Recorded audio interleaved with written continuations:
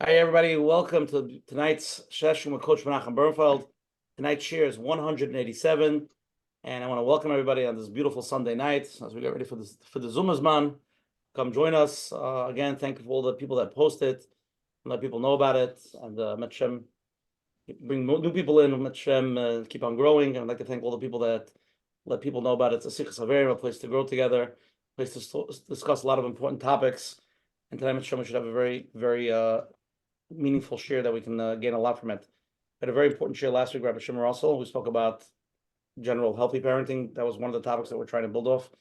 And Rabbi Shua is going to build on that and give us some real practical things to take away from there. So we'll take it from there. And if anyone wants to join the WhatsApp chats, please WhatsApp me at 732-314-1710. We'll also send you a link for the community chats. You can also go to menachembernfeld.com and sign up for the email flyers every week with the speakers and the replays and all that stuff. So please join us. You'll be part of our Chabura over here, our Sunday night Chabura. Okay, if anybody's watching the replay of this, you can click on the subscribe button, you click on the like button, and every week when Menachem posts a new video of the new speaker, you get to watch it. It's Monday morning. We're now in Eretz Yisrael. It'll be Monday afternoon when Menachem posts it. And thank you to all the advertising sponsors, the Lakewood Scoop here in Lakewood, Ellie and Ariel from 5 Town Central, Chayla Kaufman and Shmuel Sun from JCN, and Shmuley Gutman from Lakewood, New Jersey. Appreciate you posting it. That's a new one. It's a new one. And again, for all the people here the first time, every Sunday night, June 9th, every Sunday night, 9:30, we have different Rabbanim, different Zooms. We talk about a lot of important things. And we really appreciate everybody joining. But mention next week will be Erev Shuas, June 9th. Shuas Menachem is Tuesday night, correct? Yes. And we're going to have another guest from Israel, Rabbi Dr. Benji Epstein. And we're going to really get into an important point of mindfulness and how that ties into Shuas and Torah. It should be a very deep and meaningful thing before Shuas. So please join us. Tonight's share is 187. And every week when we do the share, we do a Gematria of Yeshua. Rabbi Ordner Fried, the CEO of the program, will be giving the Gematria of 187, and you'll tell us if it ties in well to the program. Shir number 187. Master the essential skill for a strong parent-child bond. Definitely an important skill to create a strong parent bond is patience, which leads us up for tonight's Gematria. 187 is Begematria Odom Savlon, a patient person. Yeah. Okay, let's get started. We're going to start first. We're going to turn it to Coach Menachem. Coach Menachem, the famous question. What are we doing here tonight? Why are we spending our Sunday night here? What are we trying to gain tonight? Great question. And I'm happy you asked. For the Gematria, Adam Savlon. We're going to be talking about it tonight. So welcome everyone to another Let's Get Real with Coach Menachem Barshem with a lot of Siyata Dishmai. We're doing tonight number 187. Hashem should help us. We should be able to continue. We spoke about a lot of things, but there's a lot to talk about. Baruch Hashem. Last week, like we heard, we started a series with Rabbi Shimon Russell. It's a topic. It's going to take a few sessions to discuss, from A to Z, parenting and all the ins and outs, crisis chinuch, healthy chinuch. And last week we discussed the first few years, when the child is small, and how it makes a difference, those few years. And eventually, Menachem, we'll get to understanding what the needs of the child is and was. If you missed it, how to correct it, Menachem. It's never too late. But I think tonight we're going to talk a little bit more on a practical level to understand how. But many times parenting can be very challenging, depending on the age. But no matter what age they are, it can be a challenge. And if we're not ready for it, sometimes we feel threatened. It takes us into a fight and flight mode. And usually what happens when we're in fight and flight, we're not there. We're just not there. And talking about being patient is something that you have to be mindful. We'll talk about next week, Menachem, what mindful means, to be in the moment, to actually be there, to connect to the child, to connect, understand, and be there. But if you're in fight or flight mode, and there's a lot going on, if after 2 minutes, child screaming, you get nervous, and you feel that threatening, whether it's a teenager or whatever, any age, if you're not there, there's no one to talk to. And you just put down your foot because I have to run. I am busy. I have a meeting to go to, and that's it. There's no, you can't put in a word over there. So the question is, okay, so what should I do? I am nervous. I have to run to the meeting. I don't have time for this. I don't have patience. What am I supposed to do? So yeah, so take a deep breath, and hopefully tonight we'll talk a little bit more about it and see, when do I get nervous, and what could I do, and what does my child need? We as humans, we're all connected. We're all wired for connection. We're wired that way, and it's a deep feeling, something that's, like we heard, it's the first few years in life that we feel that connection. Not something that we can explain, but it's that feeling. What happens is, many times, if we don't get it at a very young age, we decide that I can manage on my own. I'll just take care of myself. I'm not getting what I need, so I'll just take care of myself. And you get a little bit older, you have that subconscious idea of, I can do it myself. I don't need anybody. I'm not needy, and I'm not vulnerable, and I don't need other people. I'm good. And it's something to talk about, but it affects every relationship we have, whether it's a spouse, kids, at work. It affects the relationship, because really, turning inwards. How do I feel about myself? Being vulnerable, opening up, having that connection, being able to be there for others, being there for yourself. What do I need? But asking that question, what do I need? If in your mind, I don't need anything, because you've been hurt. So it could be a challenge. So here we are. We're going to talk a little bit about parenting. Menachem, Yehoshua, Zach's, Baruch Hashem, second time. And I know you deal a lot with practical ideas, and I'm going to try to push you back a little bit. Maybe we'll do some role play. But to actually get the how, when the child throws a tantrum, what should I do? Give me the A, B, and C. So thank you very much. And like we're here 2 weeks before Shavuos, it's a time to turn inwards, some reflection, and see our midas, our kids' midas, how much of it is our triggers. So thank you, and Menachem, we shall have a lot of siyata d'shmaya. Menachem, beautiful opening. Okay, let's get into it now. So tonight's share, we titled it "The Power of Mirroring: Master the Essential Skills for a Strong Parent-Child Bond." So we're trying to learn something very practical over here, especially after last week's program, where the first part of Rabbi Russell's series that we're doing with him, talk about healthy parenting.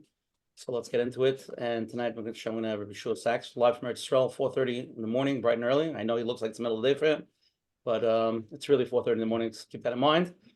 And I'll read his bio, and then the floor is yours. Yehoshuah Sachs, LMSW. Before receiving his LMSW, Yehoshuah guided many parents with individualized parenting techniques to avoid power struggles and create calmer, healthy families.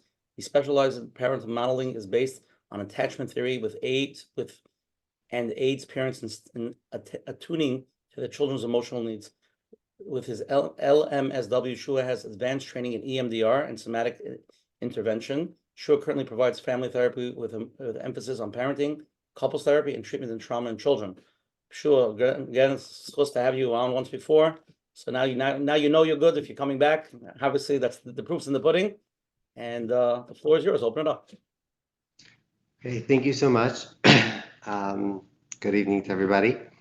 A little bit about myself, just quickly, and how I got into this work is when I became a social worker, I started seeing children. And of course, when you see children, you learn all about them, and you learn how they tick and how you can understand them. And I have a supervisor, Bracha down from Lakewood, and we quickly realized that we have to jump over to the parenting piece. And I started really meeting mostly with parents and teaching them anything that I would do in a session, where I can help, that I would do, giving them the skills to do at home, because in real time, and for more time than I would spend with the child for an hour, the parents can do. So it takes work. It's very easy to give tips and tricks, but to actually implement it is super hard. And then sometimes the parents come from individual sessions just to be able to do the work. And like Menachem said, there's triggers, And there are things that come up for everybody that it's hard to actually implement, and to understand that and to learn that.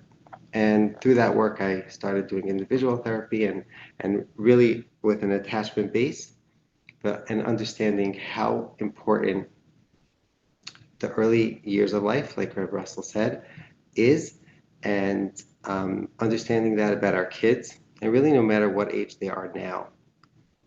This one skill, if we can come away with this one skill, do it once a week with one child. See the difference is enough.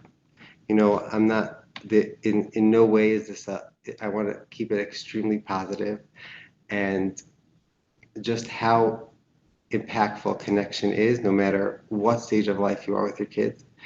This is a skill that can help with a spouse, business partner, friends, and obviously children. So this is a huge skill, and it really is based on what Menachem said, is connection. Connection is a huge driver for basically everything. We're wired for connection and we need it. And so many times things get in the way that we don't realize that really what the child, the spouse, or even the coworker is asking for is some connection. So how do we do that? And Ray Russell spoke about the attachment theory, which is a theory that goes into even the earliest stages, 0 to 2. I would bump it back to utero. Just the amount of that goes in when the mother's carrying the baby. Stress during utero can definitely affect. It's sort of the nurture of the child. So we always talk about nature and we talk about nurture. And which one is it? Is it nature? Is it the nature of the child, or is it nurture? And the answer is that it's both.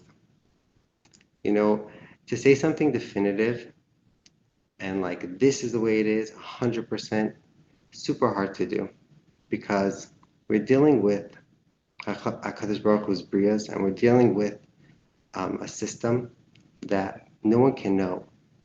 I can't know your system. I can't guess what's going on. Really, the only person, it's really your own system. So there's no definitive, it's nature. Oh, this is a case of nature. Oh, this is a case of nurture. There's definitely going to be an overlap between the two. And let's keep it at 50-50. So sometimes, there are camps that will say it's more than 50% for the nature, it's more than 50% for the nurture. Let's keep it at 50-50. But let's focus on the nurture part, because it's definitely an ingredient.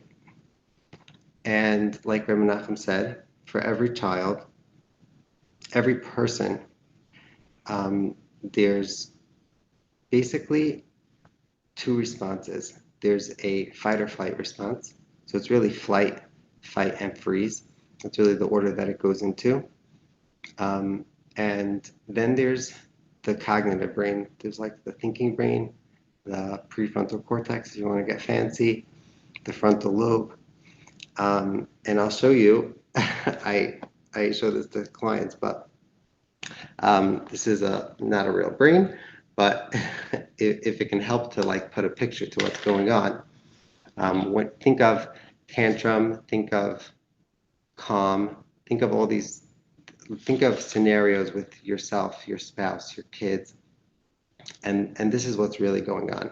So if you look here, it's probably backwards on the screen, but if you look over here, I'm going to split this brain into two just for simplicity. So up over here is the prefrontal cortex. The front of the brain is the frontal lobe. This is the thing this is the part of the brain that allows us to talk, to decide, to manage our time. It's almost like it's almost like the manager. And it's a thing that we mostly, or hopefully, are in most of the time, most of the day. When we're at work, we're pretty much in this place. When we're in a meeting, we're pretty much in this place. Right now, we're pretty much in this place. Okay? We're able to think of the words. We're able to think of what's going on. We're able to prioritize. So like, oh, should I park here or should I drop him off first? Those type of thinking processes is coming from this top brain. This middle part of the brain is called the limbic system.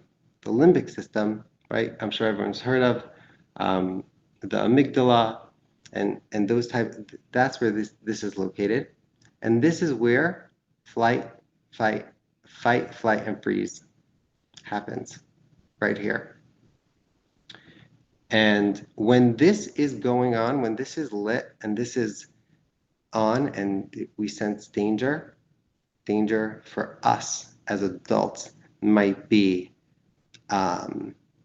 hearing a noise late at night, or driving a car and almost hitting something. That's danger for us. But then for our kids, as they're learning and developing in the world, danger for them could just be that they didn't get the nash. Danger for them could be that they almost fell out of their chair. And for us, it's like, get a handle, figure it out. Why are you tantruming? Figure it out. But in their world, in their undeveloped brain, there's a fight, there's a flight, and or a freeze, one of the three. And usually a tantrum is the fight part. And what happens is that there's this disconnect where we're like, what is going on? Why is this child? But it's because they're in this part of their brain. When they're in this part of the brain, they can't be on the top part of the brain. It's like almost either or it's like the internet is spotty or the service is spotty. So you know how when you're on a phone call, it's very annoying, or you're on a Zoom meeting. I hope this doesn't happen, but on a Zoom meeting and it cuts in and cuts out and it's super, super annoying. That's what's happening in the brain. If this is online, if there's a fight, flight, and freeze over here, this part doesn't really work well. So we can use all the words we want. Not really going to help. We can use all the threats we want. Might help to put them into freeze from fight, but it's not really getting them. And they might stop their behavior, but ultimately they're still in this place. And we don't want them in this place. We want them to go here sometimes, obviously, but then come out of it. Go in, come out of it. Go in, come out of it. And that's actually where they learn resilience from. That's actually where they learn to be okay with hard feelings, these fight, flight, or freeze, their feelings, and then go back out of it and be okay going in and then going back out of it.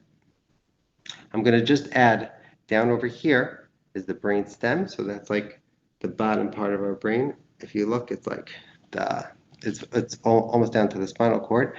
And that's like the animalistic piece where, a child's born, right away they can suck, they can cry, they can move their hands. That's coming from here. So there's really 3 stages. And let's start from 0 to 2. Let's just start over there. Really in a 0 to 2, let's think about it. What can a child that's 0 or 6 months able to do? What can a child do?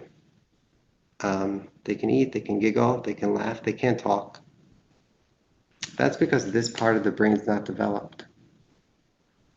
The only thing that's developed is this part, is their limbic system. They can cry, they can feel things strongly, but that's the only thing and that's why we don't necessarily talk to them in like adult language. So I want to really focus on that. And, the idea is that it's mirroring, is that you mirror to a child, and we'll get into it and explain what it is. But it's not a technique. It's actually a natural skill. Because if it feels like a technique, then it is. And no one likes to feel like someone's doing a technique on them. So it's a natural skill, and I'll explain to you why it's natural. For every child that's born, let's go back to the first day of the child's life. The baby's born. What does the mother do, or what does the father do? They just hold the baby, they rock the baby, they coo the baby, they hold them tight, they soothe them, right? One of those S's is that they soothe them, they hold them. There's no real words going on. It might be words for us, but really what we're transferring naturally to the child is this intense love, but also we're mirroring the child. What does that look like? The baby cries, what do we do? So for people that can see me, we basically show them that we get them. Go, oh, yeah, no, right? We might use a word or two, but the point is that when the baby smiles, we light up and smile back at them. Why do we do that? Why when you're walking in the airport, your little baby, or you're walking down the street, and the baby's like just looking, that a stranger will just break out in a smile, right? That's a natural mirroring response. They see a baby that's happy and then they smile. Or if the baby's crying, you'll see the people, random people go, oh, right? Because they know, it's a natural response to mirror and act like a mirror, because if you look in a mirror and you're sad, the mirror will show back sad. If you look in the mirror and it's happy and you're happy, it will show back happy. It's the same thing with humans. There's the concept of mirror neurons, that our brains connect in this way, that if we smile to somebody, it makes them feel happy. And it's a natural response. Let's take our 2-month-old. Bubby comes, or anyone comes, and they give them a huge smile, and the baby starts giggling, and then you start giggling. It's just automatically natural, and it feels right for us, and it feels like obviously we should be doing this. Don't want to say definitive, but the reason for it, the way it works, is that we're teaching this child who doesn't have a developed brain. They have, like, maybe over here this is not really developed yet. We're teaching the child that when you laugh and you're feeling that emotion, it's normal, because the child doesn't know. How is the child system supposed to know? It was in utero for 9 months, dark, all of a sudden it comes out to a world. And they're literally like an open slate. And they're trying to figure out, is it okay to laugh? Is it okay to cry?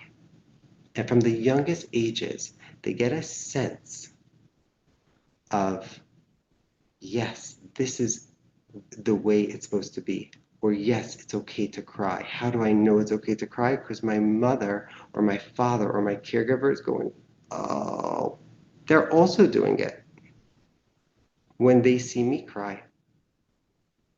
So it gives them a sense of, basically, and I want to say it very carefully, it's not knowledge. It's actually a felt sense. The child feels it in their bones. It's implicit. It's not something that they necessarily can remember, but this is part of the developing brain.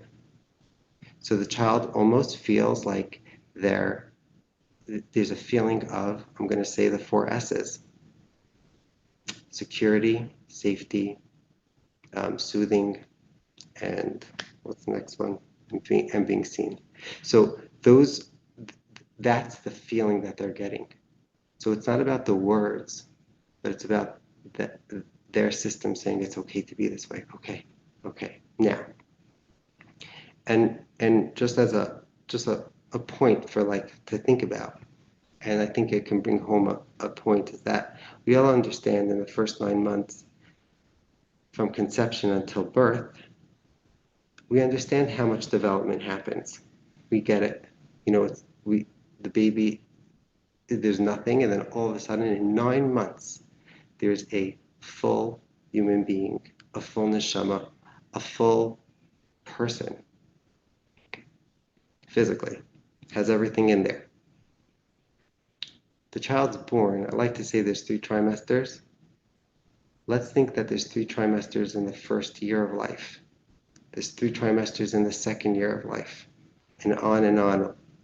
There's a lot of development that happens, but in the first 2 years of life, let's think about it. Same way, 9 months, there was a huge shift, a huge change. If you would take a picture, I mean, you take the sonogram, right? And then you see like from there, and then 8 months later, 9 months later, there's something completely different, and there's something complete in a way. We understand that so much development happened in that 9 months. It doesn't stop there. The child's born. This is developing at an extremely fast rate. This brain is developing. We don't see physical development necessarily in terms of nothing to something, but there's a ton of development that's happening. And think about it. In the first 2 years of life, even physically, you have a visitor that comes, the baby's born, they come to visit, and then 6 months later, the visitor comes back. It's a different child. You don't say that when us, as adults, we don't say 6 months, and then you didn't see me for 6 months, I'm a different adult. Because we're basically, obviously people can grow in huge ways, but there's no physical huge difference that's near to the eye. In the first 2 years of life, that is what's happening. If someone doesn't see a child for 2 years, doesn't see a child for 6 months, in those 2 years, there's a huge disparity between what they remember. The same is happening with the child's brain. And the ability to be emotionally connected to the child is what's helping the brain develop. So the same way in physical development, we have to make sure that everything's developing on course, internally and externally in the child, let's say like the child's health. And if something goes wrong a little bit, we understand that it's going to hit them a little later because there's something wrong. It's the same thing in the first 2 years of life. And that's the explanation. That's why it's so important for the first 2 years of life. And in the first 2 years, it's so natural to mirror to them. We like, the baby does anything, and we literally just lean into it, like, oh, you're crawling, or they're rocking back and forth, and we find ourselves rocking back and forth, or anything the child does, we're showing them, and we're giving them a felt sense that this is good, this is okay, you're safe, you're seen, you're secure. That's what we're having them feel. It's not through words. We might say, I love you, but we don't say, love you, and then leave. We say, I love you, and we hug, and we give them all those limbic system feelings. We're so focused on this part. That's what we're focused on, okay? What happens? The child starts talking at 2. And I say this like everyone says terrible twos. It's not so terrible twos. It's because the child starts talking. What happens? This part of their brain gets developed, and they start using words. And that's so much easier for us to focus on, to hit them with words. So if my child comes and says, Tom, I'm hungry, or, I need this and this and this, and they're 3 or 4 years old, we're going to answer back in that cognitive frontal cortex, prefrontal cortex way. And we do that across the board, whether the child's tantruming, doesn't want to leave the park, is throwing food on the floor, is doing whatever's going on. We are hitting the top part of the brain, and we use words to rationalize and prioritize and do things with them. But the problem is that even when they're 3, 4, 7, 15, 30, that's not what's going on when they're exuding these behaviors. What's happening is that this is taking over. Like we said, this part can take over this part. So you can call it the flight, fight, and freeze. You can call it the animalistic brain, whatever you want to call it. The limbic system is the one that's taking part. So we have to talk to that system. We have to calm this system down so that this can come back online. And then we can use words. Then we could say what we want. So it might be much easier, or at least understandable with the baby to do. And I think that's why it's so understandable, is because it's so important in those 2 years. But we lose it at the age of 2 because the child starts talking and developing the top part of their brain. And it's like, what do you mean? 20 minutes ago or 2 days ago, you're the most mature, yummy, delicious boy or girl. You were talking, you were by the Shabbos table, you even asked a question, you were 4 or 5, and then there's a huge meltdown. I don't get it. What's going on? It's not this or that. It's emotions. It's a child's limbic system taking over because they feel threatened. What's a threat to a child? It might just be that they're not getting something that they want. And for them, their system, because it's so undeveloped, it's life or death. That's their response. And that's the screaming. And our job as parents is to try and calm that system down for them so that they understand they can feel this, but there's a way out.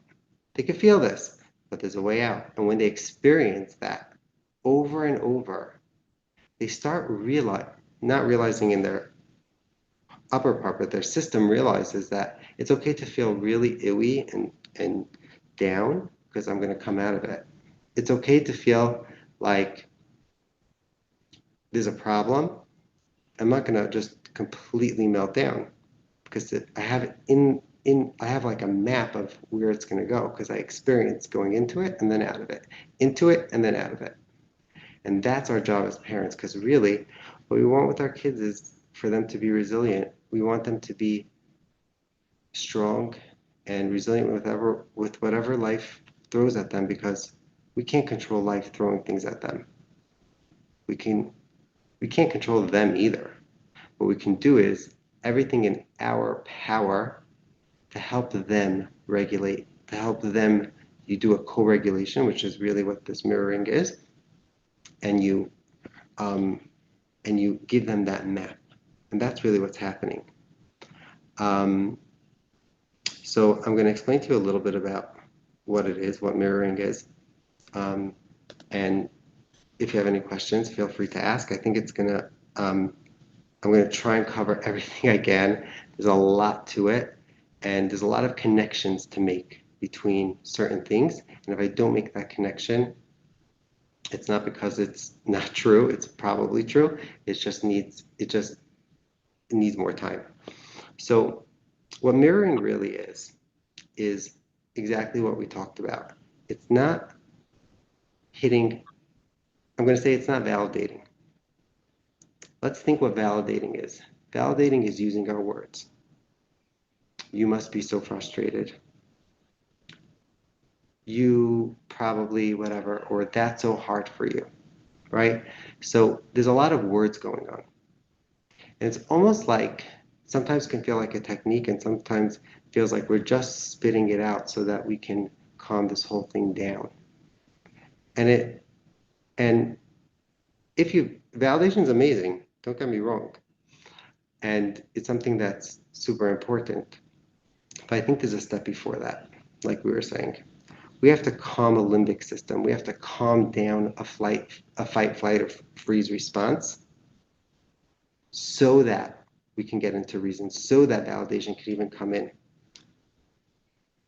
So it's not active listening, and it's not validating a child. What it's doing is going a step before. And what it's really doing is hooking onto the system. And the way you do that is, number one, paying attention to them, which is a huge step, because nowadays we're on our phones, and nowadays we're busy, and nowadays there's so much going on. So to actually just stop and listen to the kid, listen, not say any words, is huge. That's actually that eye contact, and which is a piece of connection, actually without us knowing, is actually as they're tantruming and as they're crying that they don't like this or whatever, is actually calming their system a bit. What mirroring really, what the I don't want to call it steps because it's not steps, it's just us being with them, is mirroring what they're saying. So let's say a child says, I hate going to school. Let's say, I don't want to go to school. I hate going to school, right? So what's our first response? Our system wants to be like a bunch of different reactions. I'm sure everyone has a bunch of different reactions. Number one can be, oh yeah, when I was in school, I also didn't like school, but I pulled through. And one says, oh, you like, well, let's think of the good things about school. There's this, that, this, right? Or there might be a response of, it's really frustrating for you that you don't like school. I can understand why you don't like school. School's not so fun, right? Those type of responses, which is amazing, good, not bad. Again, this is not bad. But let's see if we can try this. Where a child's coming with like a bunch of energy, I hate school. You meet them where they are with that same energy. Imagine your child saying it into the mirror, oh, I hate school. Come back at them with that energy. It's probably the hardest thing you're going to do, but I find it's the most effective. You go, oh, you really hate school, with that affect, that facial expressions where you're like, you get them, because you're hitting the limbic system here. You're not working with words and feelings yet. Because when you describe feelings or you name a feeling, you're already up there. Work with showing them and giving them a feeling. So it's, oh, you hate school? So you're literally leaning into what you don't want to acknowledge. Now, you're not agreeing with it. You're not saying now you can stay home. But you're actually, at this point, trying to calm their system, to bring down that response so that the upper part can go up. We can reason with them. You really hate school, right? Literally just that. Super hard to do. The hardest thing you're going to do. But you're literally leaning into their experience. And you're going to see almost immediately the child gets flooded with connection. And what that means is that they actually, what connection really does is it's like a hormonal response. They get serotonin, they get dopamine, and their whole system calms down. Their eyes might widen like, whoa, my mother or my father gets me. Not that now I don't have to go to school. They might even say that, but that's not really what's hitting their system because all this is like a nonverbal feeling for them.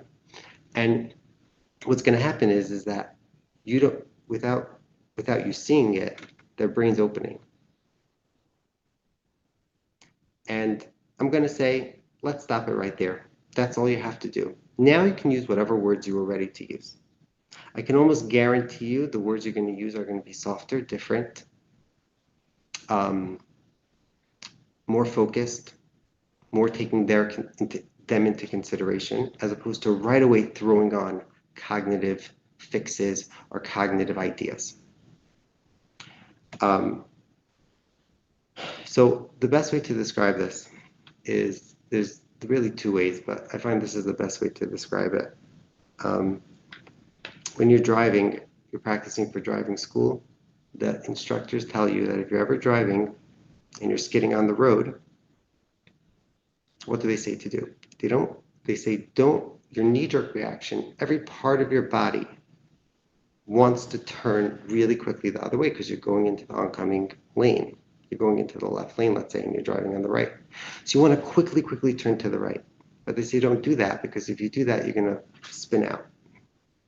Instead, you're actually supposed to slowly go into that skid, slowly go into where the ice is taking you or whatever. And that's your best bet to come back because you're not going to spin out. That's literally what we're doing with our kids. We're leaning into their skid. They're skidding. Their brain is all over the place. They're tantruming. So we'll get to tantrums and we'll get to think it's the same idea. It's the same concept. But they're upset about something. They're whatever. You go into that skid. Hardest thing to do. It takes so much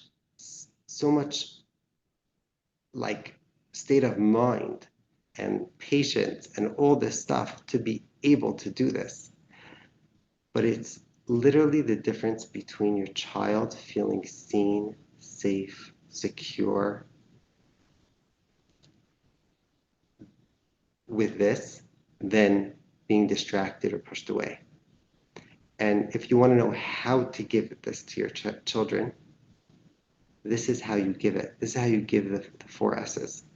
Now, again, this is not the only way. This is a huge ingredient, and there's tons of other things to do. And I'm talking about the in-the-moment tantrums. We can do this out of the moment when the kid's happy in a positive way. You can do this after a really bad moment. You can do this also. Everyone can use their ability to like copy and paste it. But the idea is that yes, it's going to be the hardest thing. You don't want to do this. You almost feel like you're giving in to the kid, which is probably a big trigger for a lot of parents. But you're not giving in. You're doing what a parent needs to do to have a child learn from them and learn from their system that it's okay to not want to go to school. You're going to go to school anyways, but it's okay to not want to. It's okay to really, really, really want a candy, but I'm going to help you out of that. And what's happening is that it's super hard to do because when, let's say, a 5 or 6-year-old, you're already on a very cognitive level with them. And back and forths, and sometimes they'll listen to you, sometimes they won't. So why this time are you not listening to me? It becomes a very, very like shaky if you're just looking at it on the top part of their brain. But understand that a child and an adult and everyone goes in and out from these 2 places, to keep it simple. These 2 places. And when they're in the bottom part, which is actually the part that really it has to first go bottom and then go onto the top, like I'm saying, because otherwise the top doesn't go on. So it has to sort of filter through the limbic system and then go to the top. If it's not filtering through and stuck there, because we're in this state, no words are gonna help. It might help to bring them, like I was saying, to a freeze response or a scared response, which they'll just listen to. But it's not really helping them develop and go from in to out, which not only are you calming the tantrum down, you are literally developing their sense of their map of regulation and their map of what to do. So that's the basics of it, and I'm going to go through it one last time, and I'd love to role play it, and I'd love people to if there's questions there's so much to it, but the basics of it is to stop, make that eye contact, and listen to the child. They're going to say things that are probably triggering to us. I'm going to say, let's take something extreme. They come in and they say, you're the worst mommy, the worst tati, right? What's our first knee-jerk reaction? Natural, normal. Everyone does this. Is like, excuse me, do you know what I do for you every day?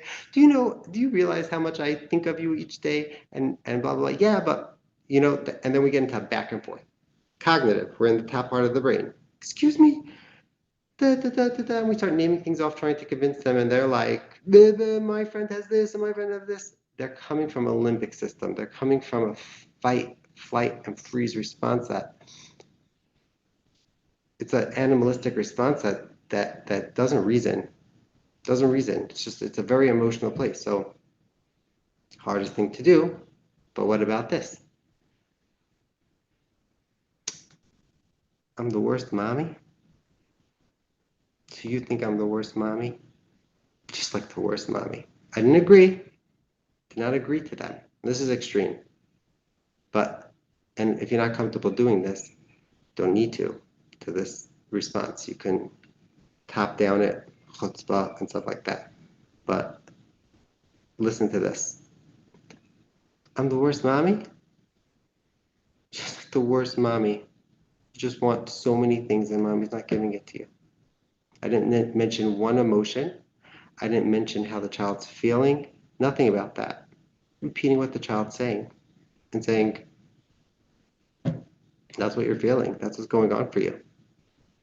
And then what's going to happen when you say those words is going to be a shift in your child's brain. They're actually going to get hit with serotonin and dopamine of like, hey, I could be heard. Not that my mother or father is agreeing with me, but they're actually acknowledging what I'm saying. Acknowledging it in a real way. Not acknowledging of like, I can perhaps see where you're coming from. Like that's not what you're saying, because that's already leaning back, like giving a service type of answer. No, you're actually getting them.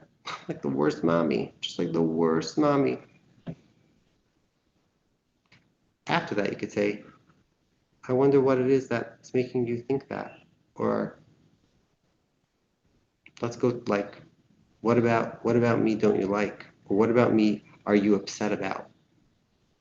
You're not agreeing with anything, but now you have someone to talk to. Because here's the thing, ultimately, your kid comes in and says that. That is what they're feeling right now. Is it right? No. Is it chutzpah? Yes. Would we never have said that to our own parents? Yes, we would never say that. But they're saying it. So we would never even come into that situation. But to come top down at them might work, but they still have those feelings. Let's clear out those feelings. Let's clear out that system so we can have a conversation with them. And I guarantee you they'll give you a hug at the end. I guarantee you they'll just flip right back and say you're the best mommy in the world, or the best tati in the world. So I don't know if I spoke too long. If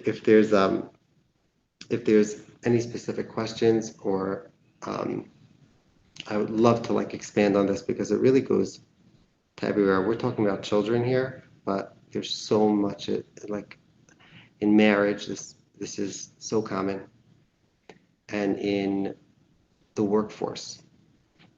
Really underneath so many fights and really underneath so many interactions is the fact that one or two people are in the limbic system and no one's feeling held, or no one's feeling it. And like really the word is that you make the other person feel like they're felt, like they feel you. They feel that you feel them. Not that you agree to them, not that you're gonna say, yeah, for sure, this is the way. You're not agreeing to them that you're the worst person. You're not agreeing to them that you don't have to go to school. You're not agreeing to them that it's okay to tantrum for a candy, but ultimately they are. And we have to get them out of there so that we can teach them better responses. So maybe we can talk to them and have something, there can be a conversation. Let's get into Okay. the polls, and then we're gonna get into questions. Okay, Yehoshua? Yeah. Okay, let's take a poll. Everybody answer to the best of your ability, and then we'll take it from there. Okay, three question poll. Number one, what is your primary approach to disciplining your child? Three options: timeout or removing privileges.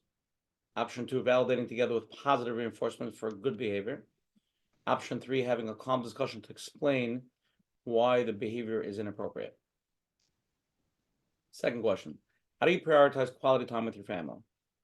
A, schedule regular time family activities or game nights. B, making sure to have meals together as often as possible. Or C, going on weekend outings or trips. Number three, how do you help your child manage anxiety or stress? Number one, encouraging open communication about their feelings. Number two, engaging in relaxing techniques like deep breathing or mindfulness. Option three, involving them in physical activities or sports to reduce stress. Those are the three questions. Let's vote on it, and then we'll go into the questions. Okay, anybody has a live question, please text me. Your partners here. The live goes first. If you have other questions, we'll take it as well. Wait a few seconds.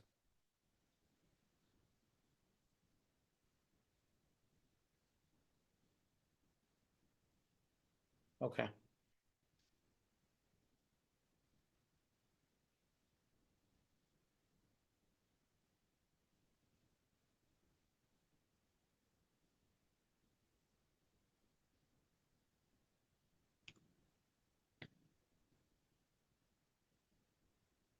Okay, here we go. We're going to show the answers, and then we'll review them. Okay, you sure? Yeah. What is your primary approach to disciplining your child? It's pretty split across the board over here. You have 28% timeouts or removing privileges, 42% validating together with positive reinforcement for good behavior, and 30% having a calm discussion to explain why the behavior is inappropriate. Any comment on that? It seems like everybody's split over there. So I'm going to say I think it's true. It's all split, and each one is true. Each one is true. We can't write off any of these. Here's the thing. We should be mirroring before, so that the child can understand what the timeout's about and not just a punishment, so that the child can understand, can be in a place to maybe sit down and think for 2 or 3 minutes. I wouldn't call it a timeout, I would call it like a reset, but that reset can only be if they're out of the limbic system. Validation, for sure. Having a calm discussion, for sure. But we can't do that until we bring our child out of their system, limbic system. Until we give our child the feeling of these 4 S's. So that's literally what you're doing with this. You're giving your child this feeling. You're giving your spouse this feeling. You're giving your coworker this feeling. Okay, second question. How do you prioritize quality time with your family? 20% schedule regular family activities or game nights. 58% of people, most people, making sure to have, supper together. Very interesting. And 20% going on weekend trips or outings. Yeah, and great. Each one, there's no real right answer to this one. Each one is amazing. I would say one thing I would add is if it's possible to do one parent and one child. Super hard with big families, but having a little bit of time, not an hour, I'm going to say 5 minutes.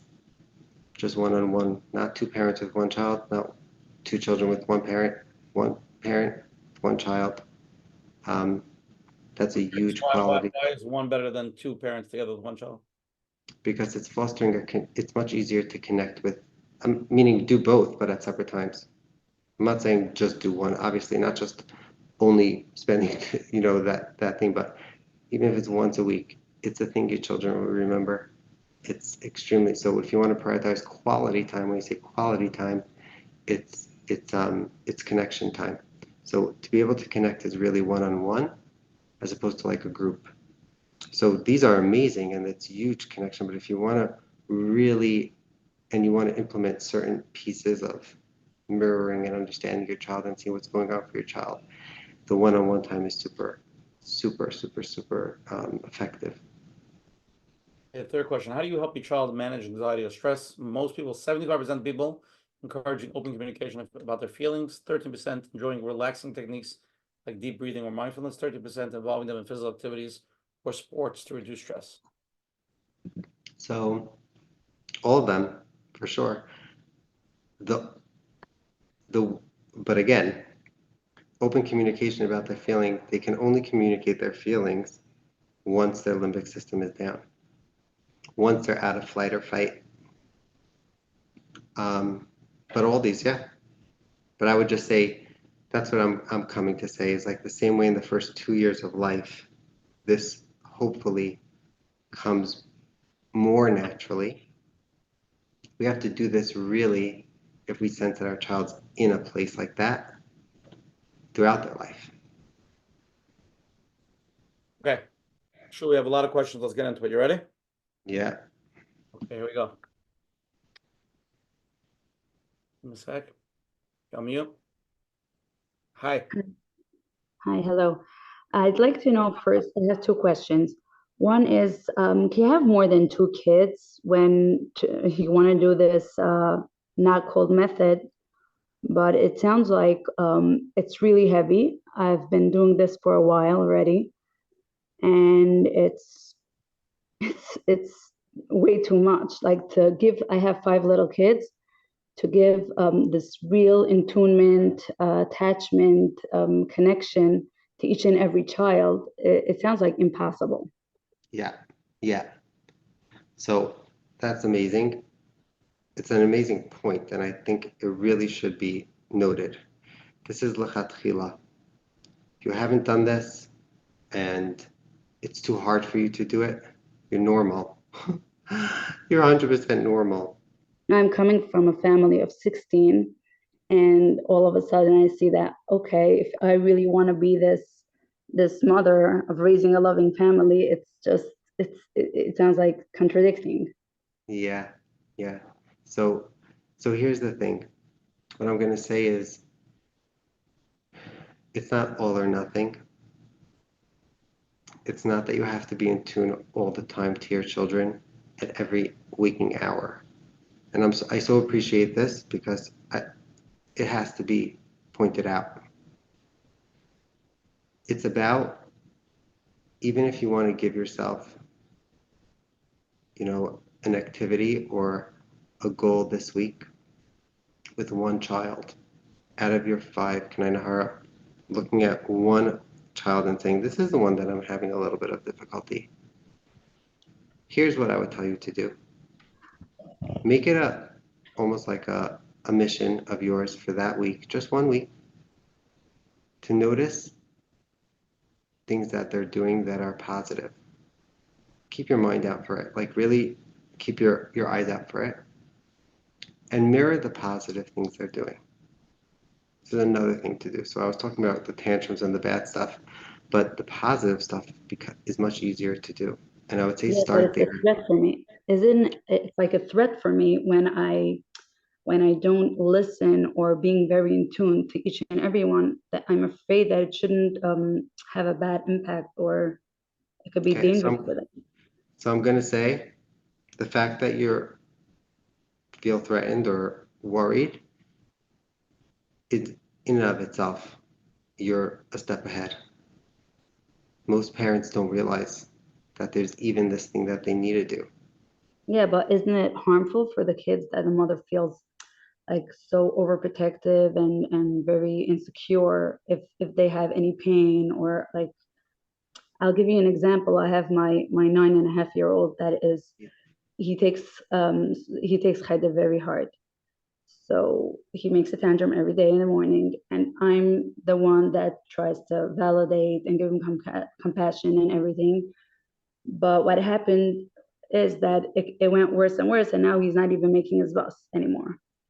He's staying home till my husband needs to force him to go. And it's like, I feel that I did something wrong by giving him so much space to feel, and like validating his pain of not enjoying to go to school. Okay. Now I understand what you're saying. That's where this comes in. That's where this balance comes in. See, this mirroring piece, where you're saying, like, let's say your son doesn't want to go to Cheder, right? So it's like, oh, you really don't want to go to Cheder, right? Wait, what's going on? Like, making him I'm sure you've done this. Asking him, almost like putting aside the fact that he has to get onto the bus in 20 minutes, and for 5 minutes really jumping into his world, feeling what's going on for him, because he doesn't want to go. Right. You might actually understand from him that there's bullying going on. You might actually understand from him that he doesn't like his Rebbe. There's a bunch of different things that you might understand from him, but he'll only say that or come to it or discuss it with you if his system calms down, which it's not calm in the morning because he doesn't want to go. Right, so we do that at night. And I'm sure you do this. You use the word validation. I would back up a little bit with the validation, and I would just be like, oh, you just don't want to go. Look at you, you're so tired. You just want to cover yourself up in that blanket and lay down on that pillow. Yum, right? And he's gonna go, You just calmed his whole system. No, but now he's saying, I heard that already. Stop telling me this and just leave me alone, and I want to sleep and just get away. Okay.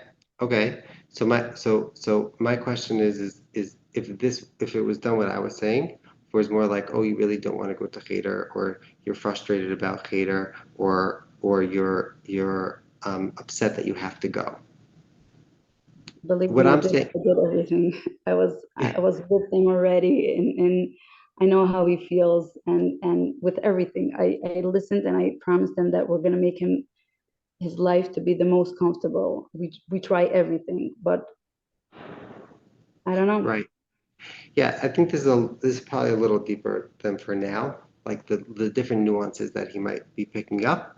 But what I'm gonna say is that in no way is mirroring saying, and now the child can stay home, or trying to comfort the child. It's actually having them experience the not wanting to, calming them down and saying, get on the bus, get on the bus. But they'll be able to listen to you. So if I'm sensing it right, what I sense from your question is that you're not sure when to push and when not to push. You're afraid of them. You're afraid for them to be hurt. But at the same time, right? That's why. But at the same time, it's like I don't want to hurt them, but they have to go to cheder or whatever. So that's exactly what I'm saying. I'm saying it's both. Take both.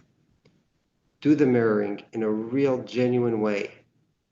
In the 5 minutes that you give yourself, or in the 3 minutes that you give yourself, literally fall into his world. Not agreeing, you're just making him feel like he's acknowledged and making him feel like you get it. Then you say, we have to go to cheder. And you might say that in a different way. You might say it in a softer way. You have to go to cheder now. How are we going to do this? So then you can give them the choices and all the techniques and all the skills that everyone knows to do. But we have to get his system to actually hear your voice and the eitzes that you're giving him. So it's really that if you do this in the beginning in a genuine way, not in a not manipulative, but in a genuine way, then whatever you're going to say at the end, I can almost guarantee you will be softer, and you're not going to hurt your child. Okay, sure. We have a lot of questions there. I just want to add what's important to mention is you have to have that discussion, like she was saying. To go to school, the bus is going to be there in 2 minutes. It's almost impossible to get him to a calm state if you're pushing him on the bus. Yeah. And when the child comes home, if you're not going to have that discussion, then the child's going to know that you're not there for him. You have to have a discussion. But another idea is also when the child is older and you're using the same words, after a while, the reaction is going to be like her child's, like, leave me alone. Like, don't tell this to me. I've heard this 1,000 times. Take care of my problems. And so it has to be in a smart way. And like you're saying, not always is the words. It's like, so what are we going to do about this? Let's talk. It's more like being in their pain. Yeah. And again, I was focused on younger kids. By the age of 9, 10, as they get older, obviously you're not going to Right. I was going to tell people over dramatic. You're not their going to be over dramatic. coworkers. They shouldn't say it this way to the coworkers. Of course not. So throw you out of the office. For sure. So there's going to have to be a balance, and we can role play, and you'll see what I mean. But yeah, for sure. As the ages grow with maturity, your response is also going to be a more mature response. Okay. Sure, let's do a few more questions. We'll do some role plays. I think there's a parent that wants to role play with you. Okay, next question, you're on. Hey there. Question. I guess I'm asking about a specific child of mine. He's very, very dysregulated, and I noticed that I'm also dysregulated, and I have a very hard time mirroring dating or anything because dysregulation just like throws me off. Where would I start? Wow. First of all, again, I appreciate that. That's super, super important because I don't think it sounds like everyone's like this. That means the reason why we can't really regulate is because there's a certain part of us that's dysregulated. And when you say dysregulated, it really means we're in our limbic system. We're in our fight, a sense of the fight, or the freeze. So primarily as parents, probably more the fight part. And that's why we can't lean into our child's experience, because we ourselves are in that system. So you're not alone. I think everyone has this, maybe everyone's to different degrees. What I'm going to say is that sometimes it's helpful to learn a little bit more about yourself. Is there something specific that to this child that gets you dysregulated, or is it overall that you just feel you feel dysregulated? Sounds fancy, but you just feel emotional, and you feel like there's stuff that's hard for you to be in tune or connected. So then it might be worth it to speak to somebody and see if they can help you understand it, help you see where it's coming from. And just the fact that you recognize this is huge, A. And B is that the work that you'll do on yourself to regulate yourself is going to make your child more regulated. Your child will mirror that. The same way you're mirroring him, he will mirror your regulation. So that work is that work, if you're willing to do that work on your own, it's helping your child as well. Because then you can be in a place Okay. where you can regulate him. Okay. And this, and I mean, this I've is, definitely been working, sorry. I'm just saying this is important for everyone Everyone. because before understanding a child, understand yourself first. And if you need to regulate yourself before you can regulate your child, so there's a lot of work that has to be done first to say, why am I getting angry? Why am I getting so sad? Why am I getting so scared when my child says whatever they're saying? I can't calm them down if I'm not calm. That's right. That's right. That's right. That's where this dance becomes self. This is where our self-development is. This is where we change. I'm sorry, you were in the middle of saying something? Oh, sorry, I got muted. Yeah, no, I'm saying I've definitely been working, with somebody for the last, few years. Definitely have developmental trauma, and it's, I understand, the cause, but Mhm. in the meantime, like I'm just watching my kid grow up, and I'm still not there for him. Mm. And I want to be, but I can't do that mirroring thing yet. Yeah. Get there So one day. for sure. And I'll tell you like this. Similar to what I was telling the earlier caller, what I would say is pick a positive time and mirror that way. So pick a time where it's calm and find the time that the child's coloring, or I don't know how old your child is, but whatever it is age appropriate, and mirror that. You're in a better place. Okay. He's in a better place, and experience connection that way. And what mirroring is it's not, like I was saying, it's not praise. It's not saying you're the best. That's in a way a little bit of judgment, because you're judging favorably, but you are judging. It's really saying what's going on. So, and that's how you make someone feel seen. How do you make someone feel seen? Seen is by seeing them through words. So Okay. it's like, oh, you're coloring, or oh, you picked the green shirt, or you're acting like a mirror that has a mouth. And as simple as that sounds, it's so hard to lean into something like that, because we want to just put our own stuff up. You look beautiful. You look so ready for Shabbos. That's all fine and great. Not bad at all. It's amazing. But to really get down to these S's and to really get down to these scene pieces, it's almost stating the obvious, and then on age level. You don't want to get a eye roll from your child, but all on age level. Okay. Thank you. My pleasure. Let's go to the next question, Yeshua, then we'll do like a role play just with a general child. There's a few role plays that I want to try to do. So Great. let's take the next question first. Okay, you're on. Hi, thank you so much for taking my question. Sure. I have a 10-year-old daughter who's very resistant to anything that has to do with emotions. So if she's upset and I try to mirror how she's feeling, she'll just go into full meltdown mode. She'll start screaming and yelling, and it'll just make things much, much worse. Yeah.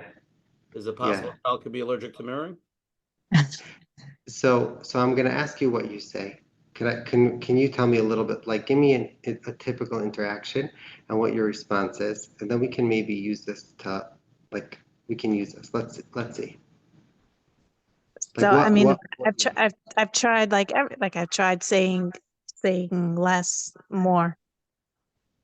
Just copying her facial expression. Can you give me an example of what's like? Give me an example of a typical example, maybe one that happened recently between the both of you.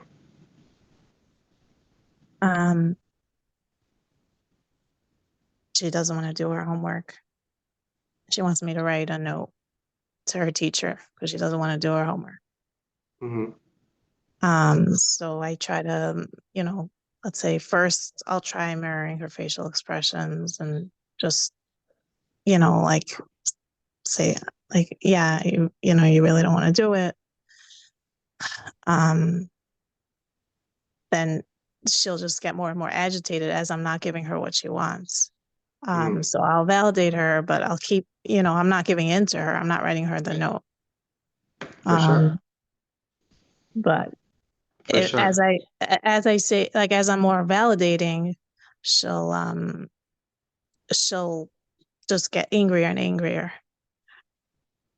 It's more of a, she doesn't like anything that has to do with emotions or feelings. She's very, very sensitive to that. Yeah. Okay, so this is what I'll tell you.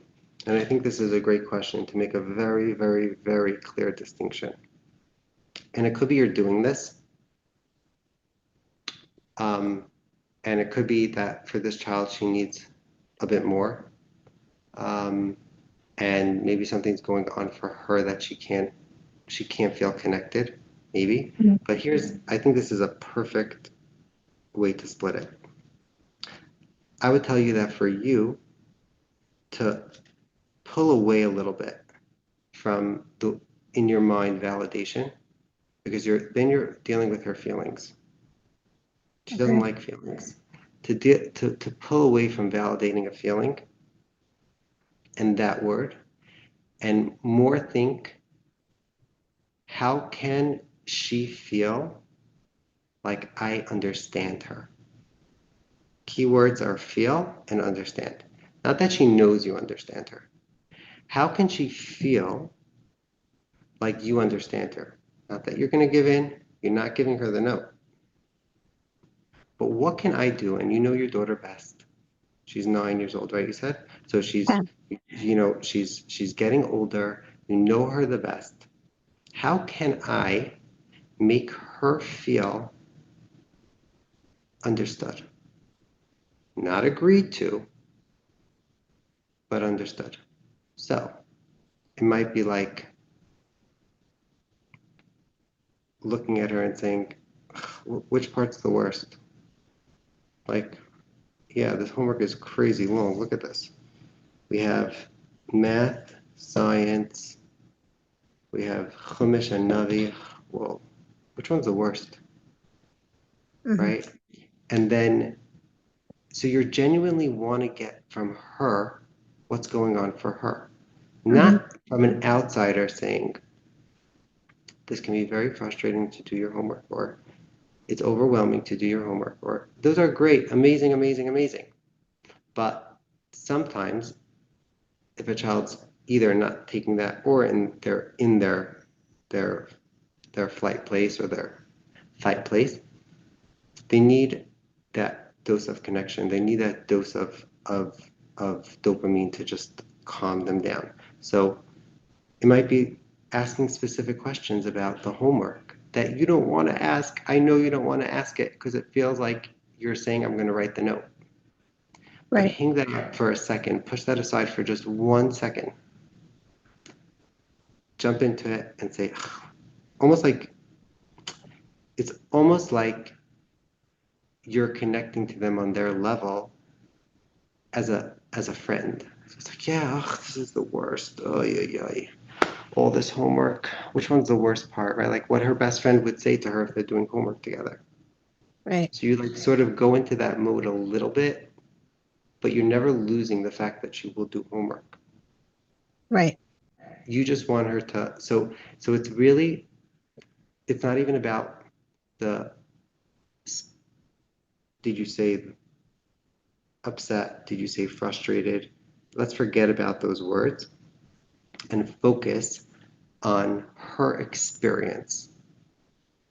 So it's Okay. like, oh my gosh, yeah, it's like, it's, and even if she comes in urgent, like she comes in with an urgency, meet that urgency. So I'm going to give you, it might sound extreme, but I'd love you to try this. She comes in, oh, Ma, I have so much homework. I can't. Or you're sitting there like, I'm not doing this. Meet her with that. It's crazy. Look at all this homework. What? You, no blaming, no pointing, no teachers. None of that involved. It's more like, what? You have Chumash, Navi, all this stuff tonight? You're going to see her face. Like, she might be like, yeah, right? And I don't know your daughter, so I'm guessing that she might do this. So it could be, it won't happen, but I have a strong feeling that that's what's going to happen. What? You have homework? Oh my goodness. Don't even go to you hate homework, because then you're already, she's going to close up on that. You're literally just in her experience, because that is what she's experiencing, like it or not. Right. Right. Once she's calming down, and you can do this for, I'm going to say, doesn't have to be very long. Whatever much you do this, your chances of you being like, okay, so how can we work this through?